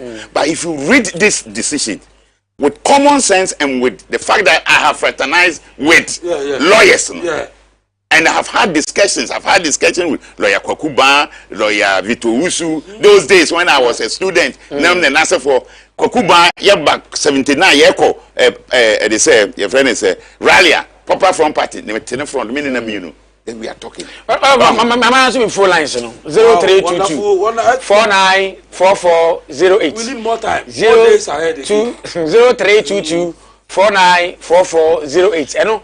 And over to me afraid now also join the show no now I join to me Eddie Aba Ebra Blue Boy, the wonderful man, the freedom fighter. What I say no see no on tan nipa.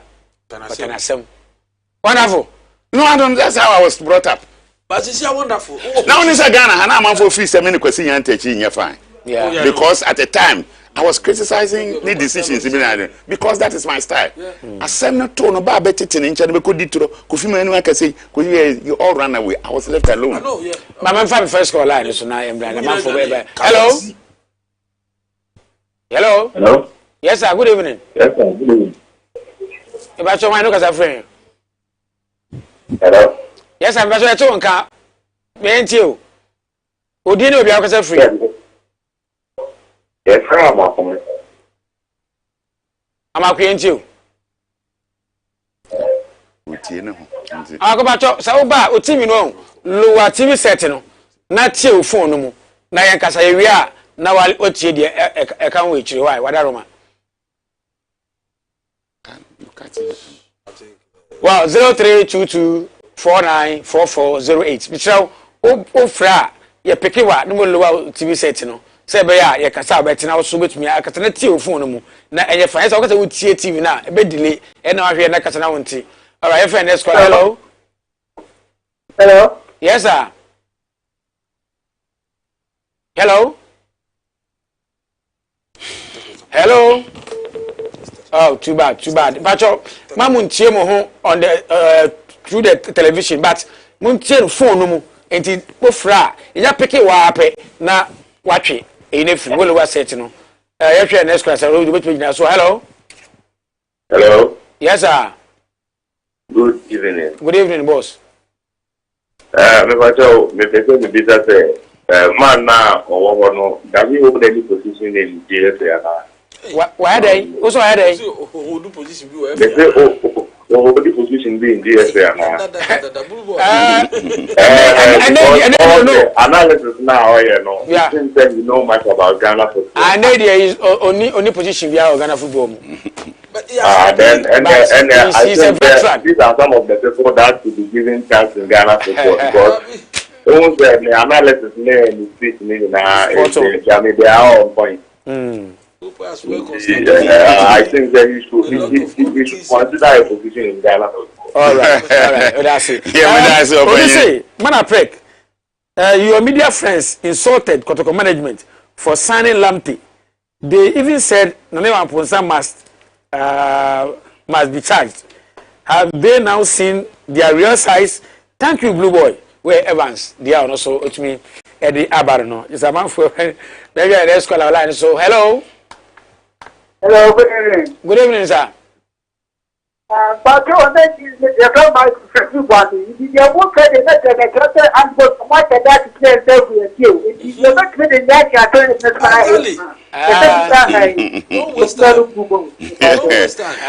wonderful. It is at their discretion. And they are called to call you. Injunction. No, yes, injunction as such. Like I'm saying, the CAS has stayed the decision of the appeals committee. And CAS has gone forward to say, well, lift a ban on the players. Okay. Players na bonnet one punish as gold. You lift as gold. Automatic. Hello. Honestly. Hello. Simple. Hello. Yes, sir. But why look at a friend? Because every I am room. But farmer ain't you. But you better with the group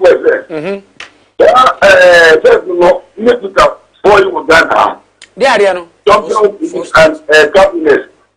Our teacher not doing it. The thing we say, the first one, that's what more.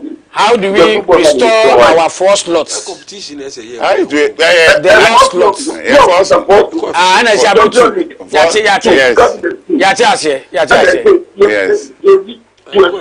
What farmer Mate. Obey you ano. Fatis you ano. Wonderful. And how do we restore our lost slots? Clubs sometimes has the main kobo because me kobo confederation cup say we the main team kobo ni. Now at the end of every 5 years, yeah, my points. Coefficient. Until you look at the points that were accumulated within the 5 years competition. And then more than the stage I will be. All right. Hello. Hello. Hello. Yes, I'm Baton. Why look as a friend? It's a get free operation. Now do you know? The group work. There's a group work out here the show. On which I find a case you will say. On which like a opinion one. To sound say we are as good players now. Appeal committee, the different committee can't say buy a bonnet and never far back home. Sanction as good. Meanwhile, Cassidy, sanction and Ben Fantum Kenny Kakra. Into the BBI as good. I was already to Kenny Kakra. Now I good, Ebon a ball. Seba, na a boo bobber. Everybody as good. That's all. But no, ma, a year 0244 now, a for text or WhatsApp messages, and yeah for calling. I'm on for free power. But I say, watching you live from About Route with my wife. Greetings to happy family members. Daniel Bakate Togo. And also we say good evening, boss. From the look of things, you play 20 team league pair. From Great Marcus Sunyani and also Eddie Flibai. Is it possible? It is possible because how will you go and let Tamale City spend money to come and play playoff? Hello. And release features. Hello. Hello. Yes, I'm about to wind you as a friend. But my honest like I'm a money and tongue can you why? If I tell you ain't you from Tichiman. I do man Tichiman. I be ain't you. My now all program so what Mr. Blue Boy. Mr. Blue Boy. They are never put Pato, I got them to see, you did Blue Boy. What's the oh, I say, I say, Blue Boy, is far to cut in West. Oh, 7 I say, Blue Boy. Simple, yeah, that's it. Blue Boy, so when you can't see him cry, why was it Blue Boy? Say, no, son of it. You know, man, Blue Bag, Blue Bag, and on the Blue Boy. It's not life. Yes, and then my wife,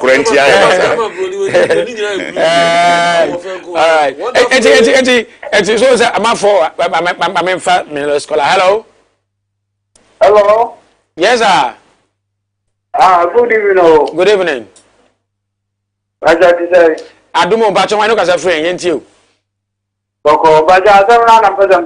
Bacho, oh, man, so I'm not so with you. So, like I said, okay. Mr. Abrahamofori. Mr. Abrahamofori, mayn't you? Mr. Google. You're not making a son. Yes, the boy, no more. Yeah, and your boy is the area. If I for a 20 video. Thank you. What do you mean? I think we are not, you know. Someone can. Is it other focus one go at the local? Okay. Okay, all right. I'm saying, but for last call, the last call, and I say, about whilst waiting for the last call, no. Wonderful. So I won't concern some for you now. A big question just a bit about 20 team league.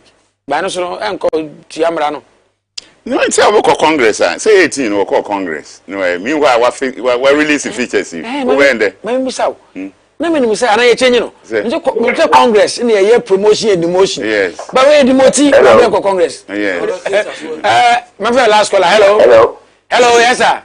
Good evening. Good evening. I'm talking about my program to Kakra. You also. Pacho, the family, and about one because if you appear. Wonderful. Good evening, oh. Okay, yes, you. We are now wonderful. We cannot papa. Maybe football at church. Okay. We cannot and if we are Ghana, you know, can you and so the day before moment to ask good, yourself can be on the first one, maybe Baba, your Somoba. But I'm like American. All right, that's it. So afraid. I was saying to me, afraid for the bill because I said wrap it up. It was studio. One of them say, in some congress, and I'm a promotion and demotion, or say a demotion and promotional. But for the banner, I feel the Munyan Congress crown as I do in Abamonti. No, and I say a say relegation by regulations, you know. A chere league na yabono. A Baba said relegation, Baba said promote to be, and I say for. And at Congress, you know, the activity report as submitted by the General Secretary, you know, will indicate the activities of the F, you know, to that point. We know that say, And based on that, you know, we need relegation, we need a promote. No, why a proposed here, why a proposed fixtures for approval at Congress, but they are doing the reverse. We produce an alpha. Thank you for you. But still, person cancer. Hello. Hello. Many people buy, but I say, what me manage a room, but on my new as a friend. So me paso. What do you know? I'll pay him paso me so. No more. Yeah, Joso. Let me see what do you know. Your friend was saying. Paso, friend, I could do what? But what you into? Make a setting so now, let us something if we say Mr. Blue Boy say. What are so no more now? Me answer. Blue Boy, yes, you must have so. I mean, to almost go on your son and know that you and more said it answer, so you say. I'm another water, I'm not going to football. No, me a director of Ghana Football Club and Ghana Football Association. Ghana Football Club, you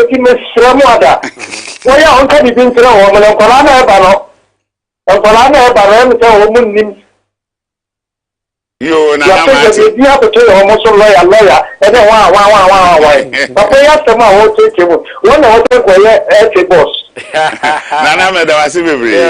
That's it. Also, my name is Kwame Apache Track. Kwame Apache Track. My father, good job. Let's say Obu Abaso. Watching the Dubai. Now, also, my mention about Kakra. At the FN Association, the members are legal entities. Okay. Like clubs.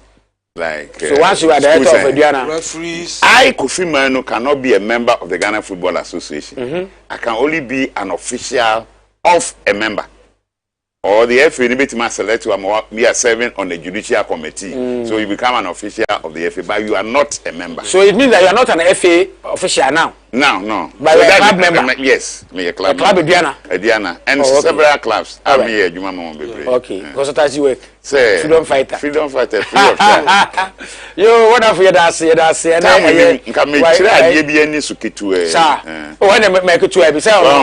have decided to always do the wrong thing. Who didn't say one of four mighty royals?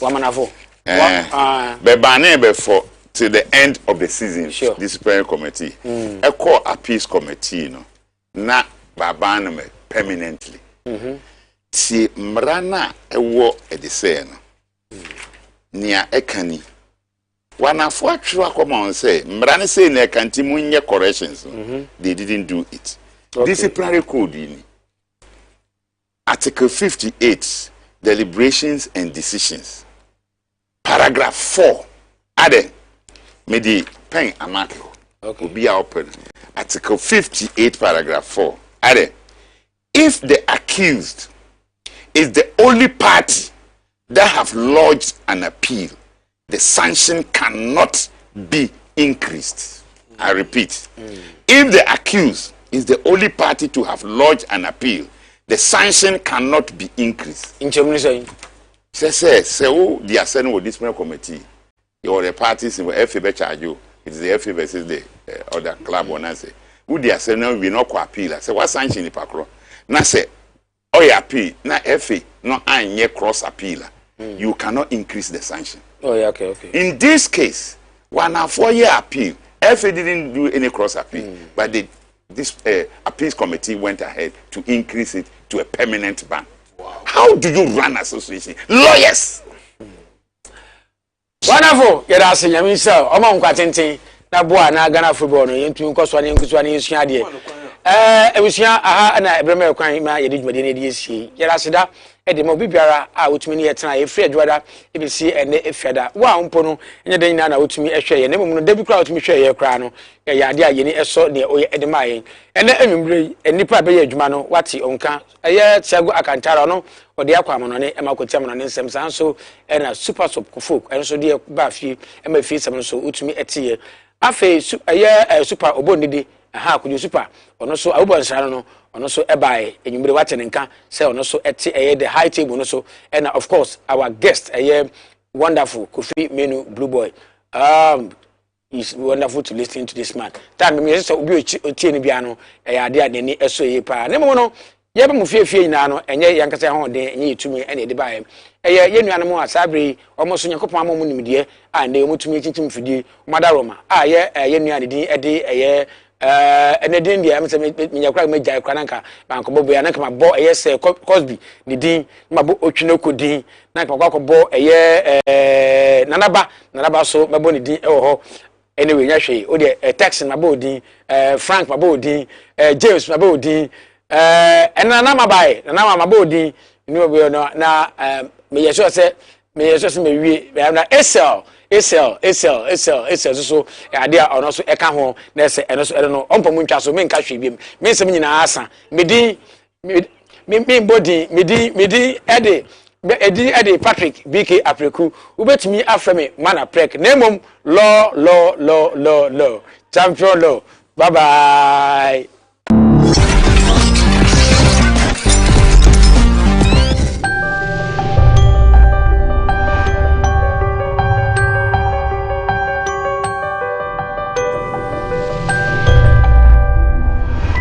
Champion TV, limitless. Rough time.